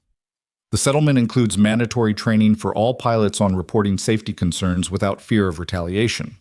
It includes a formal process for handling captain-crew conflicts that doesn't depend on who owns the company. And it includes a commitment to recruit and support more women pilots. Not through quotas, but through real investment in development and mentorship. You want to turn this settlement into a systemic reform. I want to make sure this never happens again. Not to me, not to Victoria, not to anyone. I'll propose it to the board. But Daniel, yeah? You're doing the right thing. Then why does it feel like losing? Marcus didn't have an answer for that. At 4:55 p.m., the board approved the settlement with Daniel's conditions. At 5:15, Victoria's attorney confirmed acceptance. At 6 p.m., a joint statement was released announcing that Captain Victoria Sloan and Apex Aviation had resolved their differences amicably and that the company was implementing new training and oversight procedures to ensure the highest standards of safety and professionalism. The media reported it as a settlement. Aviation forums debated whether it was a victory for women in the industry or an expensive silencing. Daniel's phone filled with messages, some supportive, some critical, most confused about what had actually happened. He turned off his phone and focused on Maya. The FAA closed their investigation 2 weeks later with a letter that managed to both criticize and exonerate Daniel in the same paragraph. They concluded that while his safety report was appropriate and necessary, future similar situations should be handled through established operational chains of command rather than through direct owner intervention. They recommended additional crew resource management training, but took no action against his license. Victoria took the settlement money and left Apex. Daniel heard later that she'd been hired by a major corporate aviation company in California, that she was flying Gulfstreams again, that she'd become an advocate for women in aviation. He was glad for her, in a complicated way. Glad she'd landed somewhere better. Glad the money had given her options. Glad she was still flying. But he couldn't shake the feeling that they'd both lost something in that cockpit, some clarity about right and wrong, some certainty about how the world worked. For 6 months, Daniel didn't fly. He ran the business from the ground, managed contracts, reviewed safety protocols, worked with Marcus to implement the new training programs they'd promised. He attended Maya's school events, coached her soccer team, made pancakes on Saturday mornings, and helped with homework on Tuesday nights. He discovered something surprising. He was good at being present, better than he'd realized, but he missed the sky, missed the precision of flight, missed the moment when wheels left pavement and everything else fell away except altitude and airspeed and the clean logic of aerodynamics. During those months, Daniel channeled his energy into something new. He'd watched Victoria walk away with $250,000 and realized that money could change lives, could open doors, could give someone a chance they'd never have otherwise. So he started working on a proposal, a scholarship program, funded by Apex, administered by an independent board designed to train pilots who couldn't otherwise afford flight school. Veterans transitioning to civilian life, single parents trying to build careers, kids from communities where aviation seemed impossible. He presented it to the board in June, 6 months after the settlement. $50 million, Richard said, staring at the proposal. You want to commit $50 million to training pilots we don't even know yet?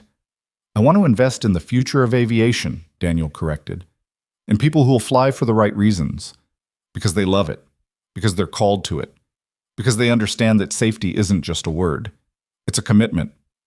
Patricia studied the proposal more carefully. This would be one of the largest privately funded aviation scholarship programs in the country. That's the idea. Why? James asked. What do we get out of it? Daniel looked at each board member in turn. We get pilots who understand that this profession is bigger than ego, bigger than pride, bigger than any one person's authority or any one flight's revenue. We get a culture where doing the right thing isn't just policy. It's instinct. That's idealistic, Richard said. Yes, it is. It's also expensive. We can afford it. The company's profitable again. Clients came back. We're expanding the fleet. Marcus leaned forward. I support this, not just because it's good PR, though it is, but because it's the right foundation to build on. If we're serious about changing culture, we need to invest in the people who'll create that culture. The board debated for an hour. In the end, they approved a scaled-down version, $30 million over 5 years, with options to expand based on outcomes. It was enough. Daniel spent the next month designing the program. He set strict criteria. Applicants had to demonstrate not just aptitude, but character, discipline, humility, the ability to follow procedures without losing sight of principles. Applications opened in August. Within a week, they had over 3,000 inquiries. Daniel read through them late at night after Maya went to bed. Stories of people who dreamed of flying but couldn't afford the $100,000 flight school typically cost. Military veterans with helicopter experience looking to transition to fixed wing. Single mothers working 3 jobs who wanted something better for their families. He shortlisted 50 candidates for interviews. One of them was Emily Carter, 28 years old, former Army logistics officer, honorably discharged after 8 years of service. She'd coordinated supply drops in Afghanistan, managed inventory systems across 3 continents, and earned a reputation for precision under pressure. Her application essay was 2 paragraphs long. I want to fly because aviation demands exactness. In the military, I learned that small details matter, that procedures exist for reasons written in blood, that ego is the enemy of excellence. I don't have money for flight school, but I have discipline, I have focus, and I have a belief that safety isn't negotiable. If you give me this chance, I won't waste it. Daniel interviewed her on a Tuesday morning in September. She arrived 15 minutes early, dressed professionally, carrying a leather portfolio with copies of her military records and recommendation letters. "Tell me about a time you had to make a difficult decision," Daniel asked. Emily didn't hesitate. "We were loading supplies for a mission in Kandahar. One of the pallets had a weight discrepancy, only 50 pounds, well within tolerance. My sergeant wanted to load it anyway because we were behind schedule, but I'd seen paperwork errors before. Sometimes they're nothing. Sometimes they're a missile labeled as medical supplies. What did you do?" "I delayed the flight, unstrapped the pallet, found that someone had miscategorized ammunition as MREs. If we'd loaded it without catching that error, we would have violated international arms transport protocols and potentially endangered the crew." "How did your sergeant react?" "He was angry, called me a by-the-book pain in the ass." Emily smiled slightly. "Later, he thanked me. Turned out the ammunition was faulty. Would have been dangerous even if it was properly labeled." Daniel saw something in her eyes, something he recognized. "Why do you want to fly?" he asked. "Because in the air, there's no margin for almost, no room for probably. Either you do it right or you don't do it at all." She leaned forward. "I've read about your company, Captain Brooks, about the safety standards, about what happened with Captain Sloan." Daniel tensed. "And? And I think you did the right thing. Maybe not the perfect thing, but the right thing. You saw a problem, you reported it, you stopped an unsafe flight. That's what this profession should be about. It cost me 6 months out of the cockpit, but it didn't cost anyone their life." The interview lasted an hour. When Emily left, Daniel sat in the conference room and stared at her application. Marcus poked his head in. "What do you think?" "I think she's exactly what we're looking for." Emily Carter became the first recipient of the Apex Aviation Safety Scholarship. The press release went out in October, along with the announcement of 19 other scholarship recipients, a diverse group spanning ages 22 to 49, representing different backgrounds, different experiences, different paths to aviation. But all of them shared one thing, an unwavering commitment to doing it right. Daniel's 6-month operational suspension ended in early November. The FAA's letter of completion arrived on a Friday, formally closing their investigation and clearing him to return to flight duties. That weekend, he took Maya to the hangar. "What do you think?" he asked, gesturing to the Gulf Streams lined up on the ramp. She studied them seriously. "They're big." "They are. Want to see inside one?" Her eyes went wide. "Really?" They climbed aboard N847AX, the same aircraft that had started everything. Daniel showed Maya the cockpit, let her sit in the captain's seat, explained what each instrument did in terms a 7-year-old could understand. "So you make sure everything works before you fly?" she asked. "Every single time." "What if something's broken?" "Then we fix it before we go anywhere." "Even if people are waiting?" "Especially if people are waiting, because their safety is more important than their schedule." Maya nodded, processing this. "That's why you checked that thing on the other plane. The hydraulic system, yes. And the lady got mad at you." Daniel hesitated. He'd tried to shield Maya from the details, but kids absorbed more than you realized. "She did get mad. She thought I was questioning her ability to be a captain." "Were you?" "No, I was questioning whether the airplane was safe. And it wasn't." "No, sweetheart, it wasn't." Maya thought about this, her small hands resting on the control yoke. "I think you were brave." Daniel's throat tightened. "Thank you, baby." "Are you going to fly again?" "Yes. Next week, actually." "Will you be scared?" "No, I'll be careful. There's a difference." She smiled at him, that pure, uncomplicated smile children had before the world taught them to doubt. And Daniel felt something settle in his chest, some peace he hadn't realized he'd been searching for. He would fly again. But he would fly differently, with new procedures, new training, new systems designed to make sure that when conflicts arose, and they would arise, there were clear paths forward that protected both safety and dignity. The scholarship program would grow, the recipients would graduate, and some of them would fly for Apex, bringing with them the values that Daniel had paid such a high price to uphold. It wasn't the ending he'd wanted. It was messy and expensive and complicated, but it was honest. And in aviation, honesty was the only currency that mattered.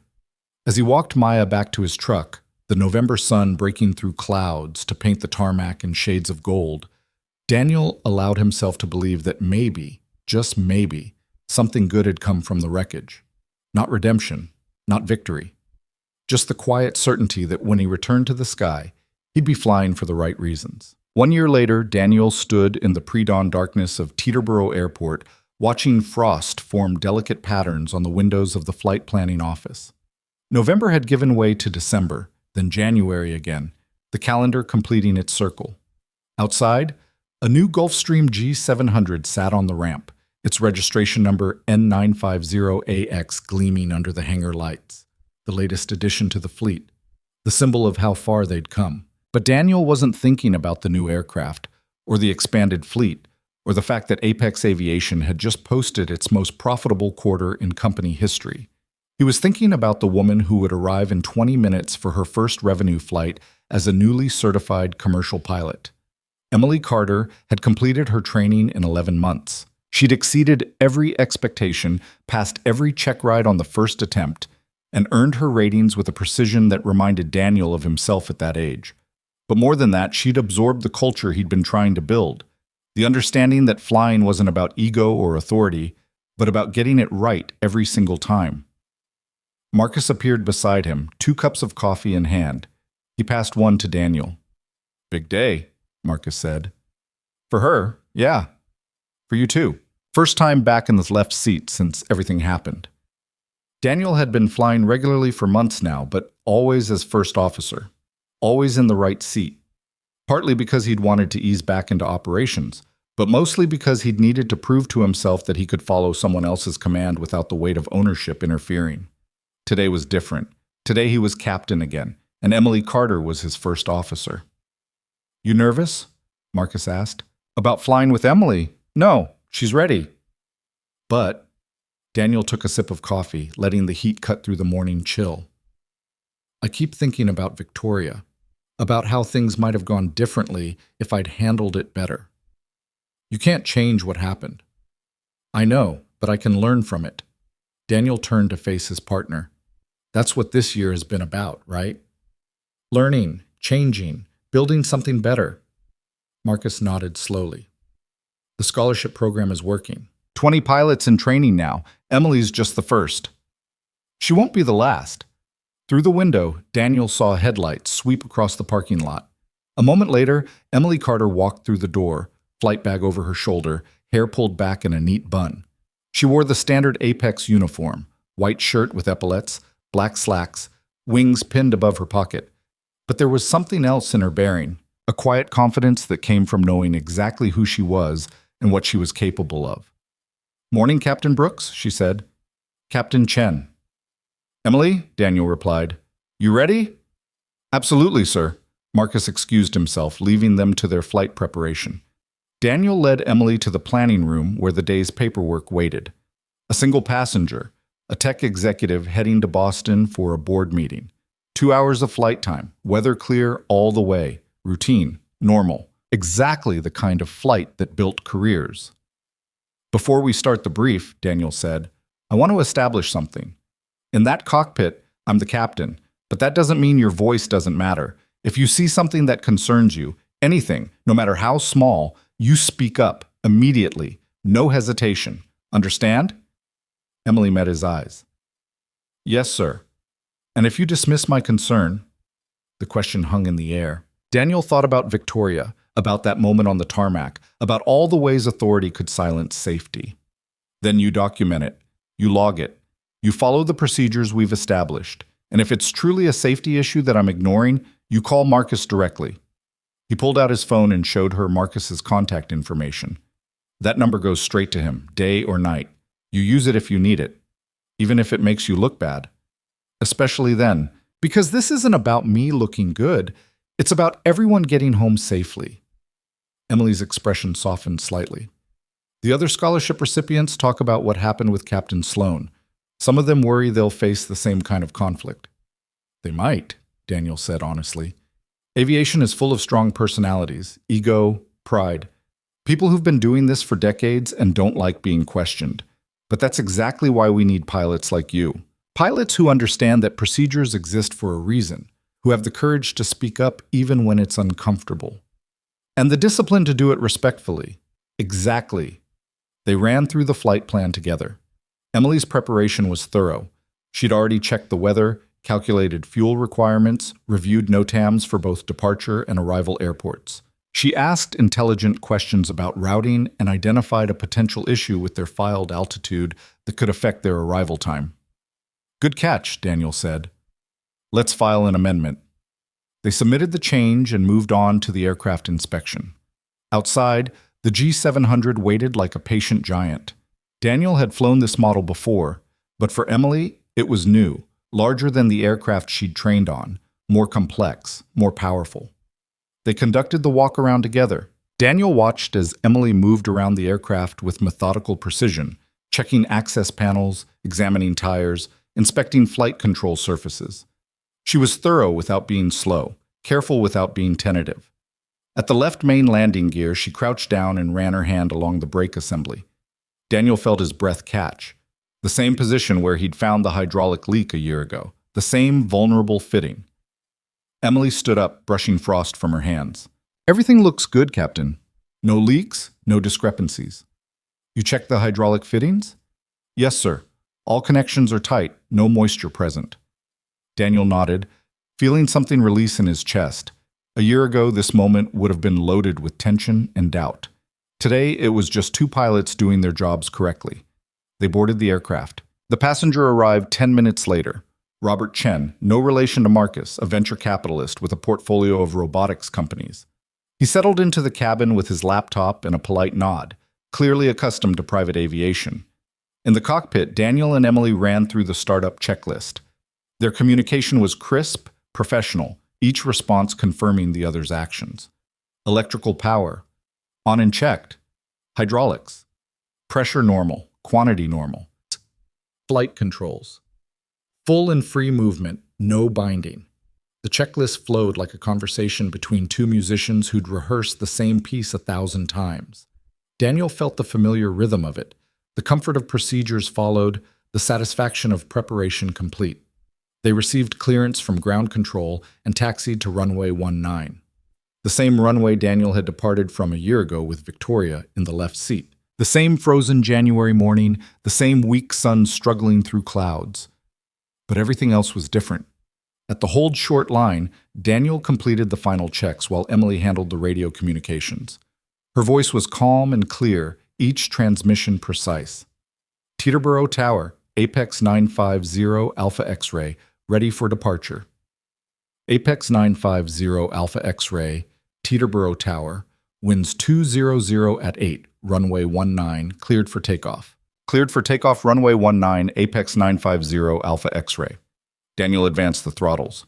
The Rolls-Royce engine spooled up with a deep roar that vibrated through the airframe. The G700 accelerated down the runway, speed building rapidly. 60 knots, 80, 100. V1, Emily called. Decision speed, the point of no return. Rotate. Daniel pulled back on the yoke. The nose lifted. The main wheels left the pavement. And just like that, they were airborne. The landing gear retracted with 3 solid clunks. All systems showed green. Daniel engaged the autopilot, and the aircraft settled into its climb, steady and sure. They passed through 10,000 feet, and Emily ran the after-takeoff checklist. Everything was exactly as it should be. No surprises, no conflicts, just 2 pilots flying an airplane the way it was meant to be flown. At 35,000 feet, cruising over Connecticut, Robert Chen's voice came through the intercom. "Captain, could I have a moment of your time?" Daniel unbuckled. "You have the aircraft," he told Emily. "I have the aircraft," she confirmed. Daniel moved to the cabin. Robert looked up from his laptop. "Everything all right, Mr. Chen?" Perfect. I just wanted to tell you something. Robert gestured to the seat across from him. I've been following your company's story. The incident with Captain Sloan, the settlement, the scholarship program you created afterward. Daniel felt his shoulders tense. I see. I also read the FAA report. The cockpit voice recorder transcript was leaked online. I listened to it. Of course it had been leaked. Daniel had known it would happen eventually. The recording had circulated through aviation forums and social media, dissected and debated by thousands of people who'd never met him or Victoria, but felt entitled to judge their actions. And, Daniel asked carefully, and I heard a first officer who spotted a legitimate safety issue and reported it properly. I heard a captain who reacted defensively. And I heard a conflict that escalated because both of you were human beings dealing with a difficult situation imperfectly. Robert closed his laptop. But what impressed me wasn't the recording. It was what you did afterward. The settlement? The scholarship program. The new procedures. The fact that instead of fighting to prove you were right, you focused on making sure it wouldn't happen again. Robert leaned forward. I invest in companies, Captain Brooks. I look for leadership that can learn from failure and turn it into something valuable. You did that. Daniel didn't know what to say. He'd spent a year questioning every decision he'd made, replaying every moment, wondering if he'd destroyed something important in the name of being right. Thank you, he managed finally. I'm announcing a partnership between my Robotics Foundation and your scholarship program. We're committing $10 million over the next 3 years to expand it. We want to train 50 more pilots, and we want to document the process, create a case study about how to build safety culture in high-stakes industries. Daniel stared at him. $10 million? Aviation isn't the only field that needs people who prioritize safety over ego. Medicine, engineering, manufacturing, they all face the same challenges. Your program could be a model. Robert extended his hand. If you're interested. Daniel shook it, still processing. I'm very interested. When he returned to the cockpit, Emily glanced over with a curious expression. Everything okay back there? Better than okay. Daniel strapped back in and took the controls. Mr. Chen just committed $10 million to the scholarship program. Emily's eyes widened. Are you serious? Very serious. We're going to train 50 more pilots like you. A smile broke across her face. Genuine, unguarded, the kind of smile that reminded Daniel why he'd started this in the first place. They flew the rest of the way to Boston in companionable silence, broken only by radio communications and checklist items. The approach into Boston Logan was smooth, the landing gentle. Robert Chen deplaned with another handshake and a promise to send the partnership details by end of week. As the ground crew began servicing the aircraft for the return flight, Daniel and Emily completed the post-flight paperwork in the cockpit. Can I ask you something? Emily said. Of course. Do you regret how things went with Captain Sloan? Daniel considered the question. A year ago, he would have said no immediately, would have defended every decision, every action, every word, but time had given him perspective. I regret that I didn't find a better way to handle the conflict, he said slowly. I was so focused on being right about the hydraulic leak that I didn't consider how revealing my ownership would affect her. I pulled rank without realizing it, and that cost both of us something. But you were right, the leak was real. Being right doesn't excuse being insensitive to the power dynamics in play. I had authority she didn't. I used it. And even though my intentions were good, the impact was harmful. Emily nodded thoughtfully. In the Army, we had a saying, mission first, people always.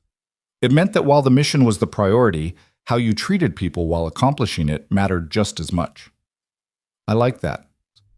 So what would you do differently now, if you found yourself in the same situation? Daniel looked out at the ramp, at the aircraft being prepared for another flight, at the endless cycle of departure and arrival that defined this profession. I'd still report the leak, that wouldn't change, but I'd call Marcus immediately instead of trying to handle it alone. I'd remove myself from the power dynamic and let someone else mediate the conflict, and I'd make sure Captain Sloan understood that questioning a mechanical issue wasn't questioning her competence. That takes a lot of humility. It takes recognizing that being in command doesn't mean being right about everything. It means creating an environment where everyone can contribute to safety without fear of consequences. Daniel turned to face her. That's what I want to build here, not just with you, but with every pilot who comes through this program. A culture where speaking up is celebrated, not punished, where procedures protect people instead of silencing them. I think you're doing that, Emily said quietly. The scholarship application asked about times we'd stood up for what was right, even when it was difficult. That question told me everything I needed to know about what you value. They filed the return flight plan and waited for their passenger, a different client heading back to New Jersey. While Emily went to check the catering, Daniel found himself alone in the cockpit again. He pulled out his phone and opened an email he'd received 3 weeks ago but hadn't known how to answer. It was from Victoria Sloan. The subject line read, "An apology and a conversation." Daniel had read it a dozen times, each time finding new layers in her words. She wrote about her new position in California, about how the settlement money had given her options she'd never had before. She wrote about therapy, about working through her anger and defensiveness, about recognizing patterns in herself that she hadn't wanted to see. And then she wrote, "I was wrong about some things, you were wrong about others, but the hydraulic leak was real, and you were right to report it. I let my pride and my fear of being undermined cloud my judgment. I'm sorry for that. I'm also sorry for the way I characterized you in my complaint. You weren't trying to bully me. You were trying to keep people safe. I just couldn't see it at the time." She ended with an invitation. "If you're ever in the Bay Area, I'd like to buy you coffee. Not to rehash everything, but to talk about how we both move forward, how we create better systems so other pilots don't end up where we did." Daniel had drafted 5 different responses and deleted them all. What did you say to someone who'd cost you 6 months of your career, but it also taught you more about leadership than any training program ever could? Now, sitting in this cockpit a year later with Emily preparing for her first revenue flight, Daniel finally knew what to write. He typed, "Victoria, I accept your apology and I offer my own. I should have handled things differently. I should have been more aware of the power I held and more sensitive to how my actions would be perceived. I'd like that coffee, not to assign blame, but to build something better. Because you're right, other pilots will face these conflicts, and we owe it to them to create systems that protect both safety and dignity. When I'm in California, I'll reach out. Until then, fly safe." He hit send before he could second-guess himself. Emily returned to the cockpit as their passenger arrived, a finance executive who barely acknowledged them before settling into the cabin with her phone. The return flight was uneventful, exactly the kind of routine operation that built hours and experience and confidence. As they descended into Teterboro that afternoon, the winter sun breaking through clouds to paint the landscape in amber light, Daniel felt something he hadn't felt in a year. Peace. Not the peace of vindication or victory, but the peace of acceptance, of knowing he'd done his best with imperfect information and imperfect judgment, of knowing he'd learned from his mistakes and built something better because of them. The wheels touched down smoothly. Emily called for the thrust reversers. They exited the runway and taxied back to the Apex hangar. In the parking area, Marcus waited with Sarah Kim and a small group of people Daniel recognized, the board members, several Apex pilots, and a cluster of scholarship recipients in various stages of training. When Daniel and Emily shut down the engines and deplaned, Marcus stepped forward. "Welcome back to the left seat, Captain Brooks. Good to be back. And congratulations to First Officer Carter on her first revenue flight." Emily beamed. The group applauded. It was a small moment, unremarkable in the grand scheme of things, but to Daniel, it represented everything he'd been fighting for. Sarah approached with a clipboard. "Maintenance check before we release the aircraft?" "Absolutely," Daniel said. "Emily, walk through it with Sarah. Show her everything you checked on pre-flight." The 2 women headed toward the aircraft, already deep in technical discussion.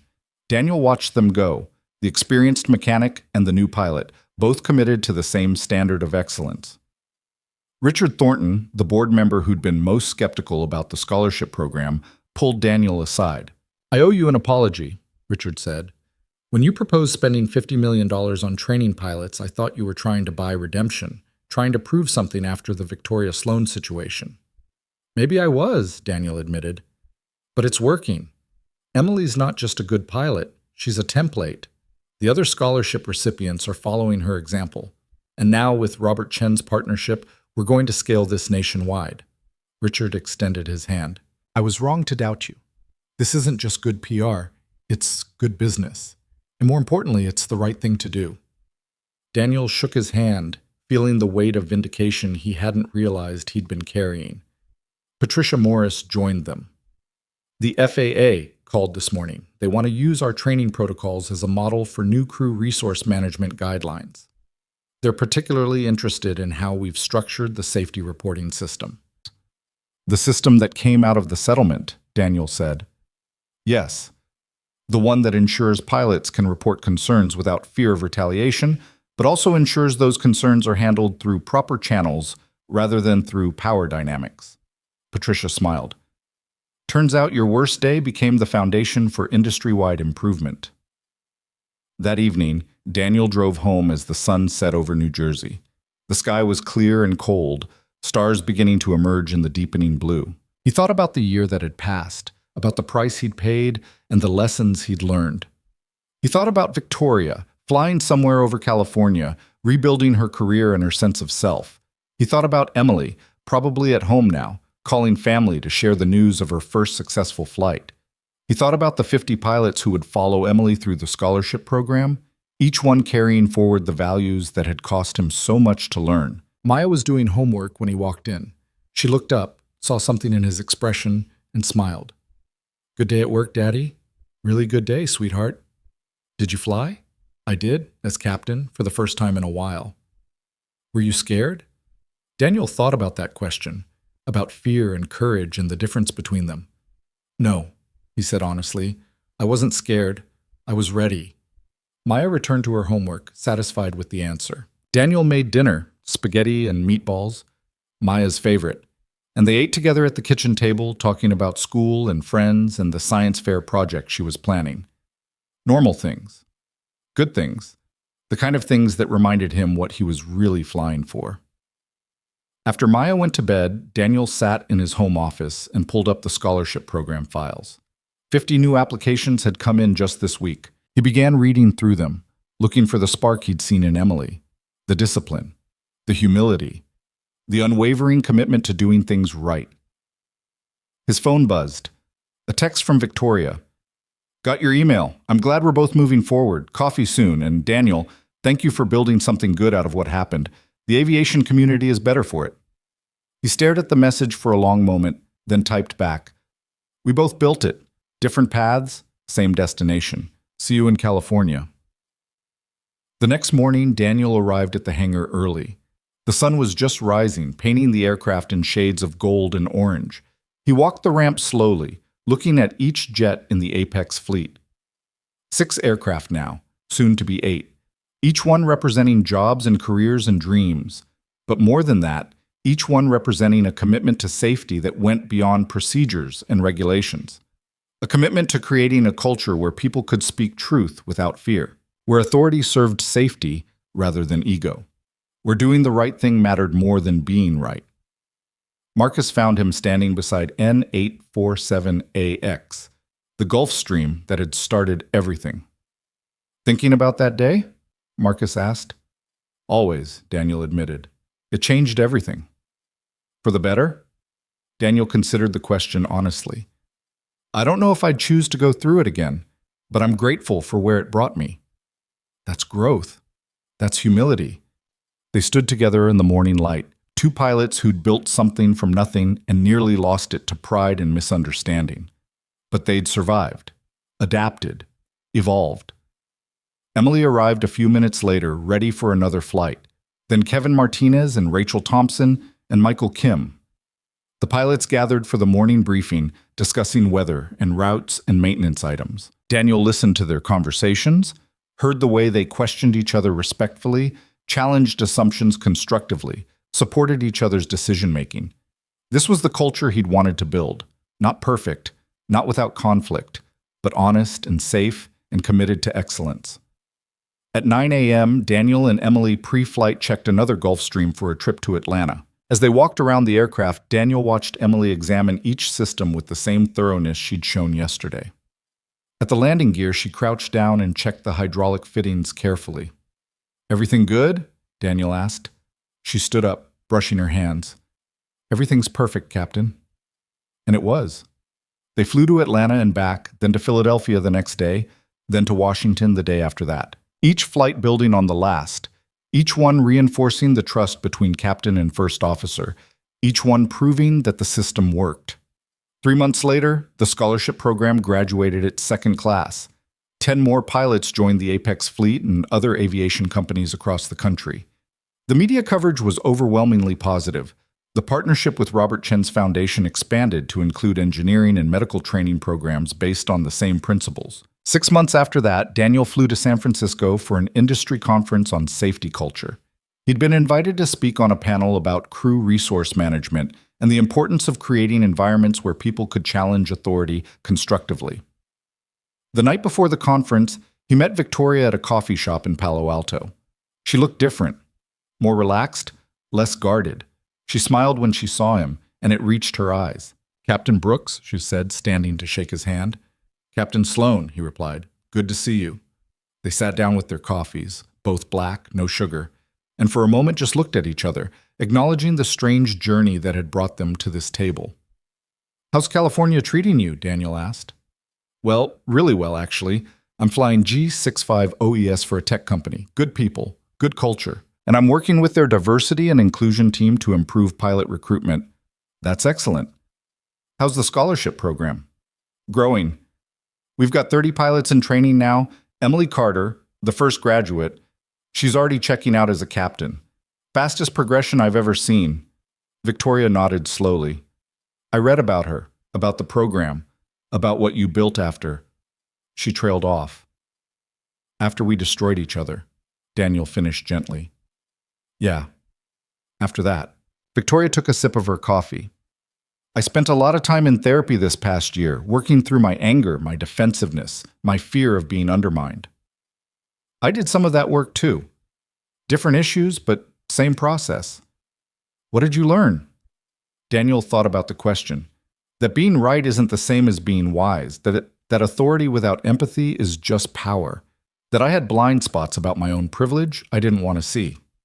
And that I'm still learning every day, every flight. Victoria smiled sadly. "I learned that I was so focused on proving I belonged in that cockpit that I couldn't see when someone was actually trying to help me. That my pride nearly cost people their lives. That being a captain isn't about never being questioned. It's about creating an environment where questions make everyone safer." They talked for 2 hours. About the hydraulic leak and the cockpit voice recorder and the settlement. About the FAA investigation and the media coverage and the long months of rebuilding trust. About the scholarship program and Victoria's new role and the ways they were both trying to change aviation culture for the better. When they finally stood to leave, Victoria held out her hand again. "Thank you," she said, "for seeing past the lawsuit and the anger, for building something good instead of just defending yourself, for showing me what real leadership looks like." Daniel took her hand. "Thank you for teaching me that safety and dignity aren't competing values, that we can protect both if we're willing to examine our own assumptions." They walked out of the coffee shop together, 2 pilots who'd been adversaries and were now something else. Not quite friends, but allies in the same cause. At the conference the next day, Daniel stood on a stage with 3 other aviation professionals discussing the future of safety culture. When the moderator asked about handling conflicts in the cockpit, Daniel told the truth. "A year ago, I made a decision that was right for safety, but wrong for the relationship. I reported a legitimate mechanical issue, but I did it in a way that humiliated the captain and created a hostile environment. It cost me 6 months of flying, cost my company a significant settlement, and cost 2 careers a year of pain and rebuilding." The audience was silent, attentive. But it also taught me that safety isn't just about following procedures. It's about creating cultures where people can challenge each other respectfully, where authority is distributed, not hoarded, where doing the right thing doesn't require destroying someone else's dignity. He told them about the scholarship program, about Emily and the other pilots being trained in these principles, about the new protocols Apex had implemented to ensure conflicts could be resolved without power dynamics overwhelming safety concerns. When he finished, the applause was long and genuine. Afterward, a young woman approached him. She wore a regional airline uniform, first officer stripes on her shoulders. "Captain Brooks, I'm Jennifer Wu, I just want to say thank you. I'm dealing with something similar right now, a captain who dismisses my safety concerns. I've been afraid to push back because I don't want to be labeled difficult.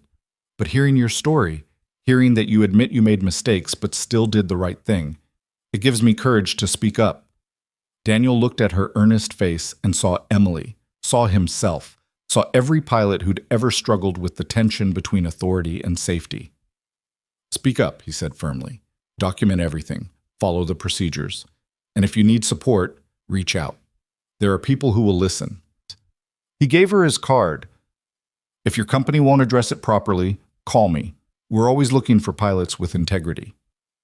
That evening, Daniel flew home to New Jersey. As the aircraft climbed through the night sky, he looked down at the lights of cities and towns spreading across the darkness like constellations. Each light representing a life, a family, a person who trusted that the pilots above them knew what they were doing. It was a sacred trust, one that required constant vigilance, constant learning, constant humility. Maya was asleep when he got home, but she'd left a drawing on the kitchen table. A stick figure pilot standing next to an airplane with the words, "My Daddy the Hero," written in crayon. Daniel smiled and tucked the drawing into his flight bag. Hero was the wrong word. Heroes were people who did extraordinary things. He was just a pilot who'd made mistakes, learned from them, and tried to build something better. But maybe that was enough. The next morning, Daniel stood in the Apex hangar watching the sunrise paint the sky in brilliant shades of orange and pink. Emily was running pre-flight on N847AX, preparing for a trip to Chicago. She moved with the confidence of experience now, her checklist flawless, her inspection thorough. At the left main landing gear, she crouched down, checked the brake assembly, examined the hydraulic fittings, and found a small streak of moisture on the strut. Daniel's heart stopped. Emily pulled out her phone, photographed it, then walked to where Daniel stood. "Captain, I've got a possible hydraulic issue on the left main. Small amount of fluid on the strut. Could be residual from maintenance, but I'd like to have Sarah check it before we fly." Daniel felt everything from that day a year ago come flooding back. The choice, the conflict, the consequences. But this time was different. "Absolutely," he said. "Good catch. I'll call Sarah now." Emily nodded and went back to continue her inspection. No argument, no defensiveness, no power struggle, just two pilots doing their jobs correctly. Sarah arrived 10 minutes later and examined the landing gear. She touched the moisture, traced it to its source, and looked up at Emily. "You were right to call it in. This fitting's seeping slightly. Not critical yet, but it needs attention." "How long to fix it?" Daniel asked. 30 minutes, maybe 45. "Do it. We'll delay the departure." Sarah got to work. Emily called the passenger to explain the situation. The client, a pharmaceutical executive, was understanding. "Better safe than sorry," he said. "I'd rather be late than dead." While they waited for the repair, Daniel and Emily sat in the flight planning office. She was reviewing the weather for Chicago, updating the fuel calculations for the delay. "Does this ever get easier?" she asked quietly. "What?" "Finding problems. Knowing that reporting them might upset people, might cause delays, might make you look overly cautious." Daniel thought about his answer carefully. "No, it doesn't get easier, but it gets clearer. You learn to trust your instincts. You learn that temporary inconvenience is always better than permanent tragedy. You learn that people who get upset about safety reports aren't people you want to fly with anyway. Oh, what if the captain had disagreed with me? What if you'd said it was nothing? Then you would have documented it, logged it, and if I tried to pressure you to ignore it, you would have called Marcus, just like we trained you to do." Emily nodded slowly. "I'm glad the system works. It only works if people use it. You used it. That makes you exactly the kind of pilot we need." Sarah finished the repair and ran a systems test. The hydraulic pressure held steady. No leaks, no issues. They departed 40 minutes late and arrived in Chicago 55 minutes late. The pharmaceutical executive thanked them for their caution and tipped the crew generously. Flying home that evening, with Emily handling the controls, Daniel realized something profound. He hadn't thought about Victoria once during the entire situation, hadn't compared it to that day in Teterboro, hadn't questioned whether he was doing the right thing. Because the system had worked, the culture had held, the procedures had protected both safety and dignity. This was what he'd been trying to build, Not a world without conflicts, but a world where conflicts could be resolved constructively, where safety didn't require sacrificing relationships, where authority served the mission instead of feeding egos. That night, after Maya went to bed, Daniel sat at his kitchen table with a cup of coffee and his laptop. He began writing an article for an aviation journal, documenting everything he'd learned over the past year. He titled it, "The Hydraulic Leak: How One Flight Changed Everything." He wrote about finding the leak, about the conflict with Victoria, about the settlement and the investigation and the 6 months away from flying. But he also wrote about the scholarship program and the new protocols and the culture they were building at Apex. He wrote, "Safety and dignity are not competing values. We can honor both. But it requires humility from people in authority, courage from people challenging that authority, and systems that protect both. It requires recognizing that being right about a mechanical issue doesn't excuse being wrong about how you treat people. And it requires acknowledging that even our worst mistakes can become the foundation for something better." He ended with, "I don't regret reporting that hydraulic leak. I don't regret grounding that aircraft. But I do regret not finding a better way to handle the human complexity of the situation. I've spent the past year learning how to do better. And I'll spend the rest of my career teaching others to learn from my mistakes so they don't have to make them themselves." The article was published 3 months later. It was shared widely in aviation circles, debated on forums, discussed in flight schools and cockpits across the country. Some people praised it, some criticized it, but everyone read it. And slowly, conversations began to change. Not everywhere, not all at once, but enough to matter. 5 years later, Daniel stood in the same Apex hangar watching the sunrise. But now the fleet had grown to 20 aircraft. The scholarship program had trained over 200 pilots. Emily Carter was chief pilot, managing a team of captains and first officers who'd all been trained in the culture Daniel and Marcus had built. And Maya, now 12 years old, had started asking questions about learning to fly. Marcus walked up beside him, gray threading through his hair now, the lines around his eyes deeper. "Thinking about that day again?" Marcus asked. "Always," Daniel admitted. "It's the day that changed everything." "No regrets?" Daniel thought about the question honestly. About Victoria, who now ran a successful pilot training program in California. About the $250,000 settlement that had seemed so expensive but had funded the first scholarship class. About the 6 months he'd spent grounded, learning to be a better father and a better leader. "Some regrets," he said finally, "but not about the outcome, just about the path." "That's wisdom. That's age." They both laughed. The hangar doors opened and the morning shift arrived, pilots and mechanics and support staff, all moving with the practiced efficiency of professionals who knew exactly what they were doing and why it mattered. Emily appeared, tablet in hand, ready for the morning briefing. Behind her walked a new scholarship graduate on her first day, nervous, eager, hungry to prove herself. The cycle continued, the culture held. The mission went on, and somewhere over New Jersey, in the pre-dawn darkness, another aircraft climbed into the sky. Another crew running through checklists. Another hydraulic system operating normally because someone, somewhere, had checked it carefully. Daniel closed his eyes and listened to the sound of engines starting, of procedures being followed, of safety being chosen over convenience. This was what it had all been for. Not perfection, not vindication, not even redemption. Just the quiet certainty that when people climbed aboard an Apex aircraft, they were entrusting their lives to pilots who understood that every detail mattered, that ego had no place in the cockpit, that safety and dignity could coexist, that doing the right thing was always worth the cost. Daniel opened his eyes and walked toward the briefing room.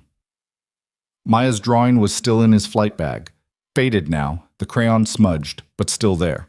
My daddy, the hero. He still didn't think hero was the right word, but he'd settled for something better, a pilot who flew for the right reasons, who built something good from his mistakes, who understood that the sky forgave nothing, but people could learn to forgive each other. And in the end, that was enough. Outside, the sun broke fully over the horizon, painting the world in gold. Another day, another flight, another chance to get it right. Daniel smiled and walked forward into the light.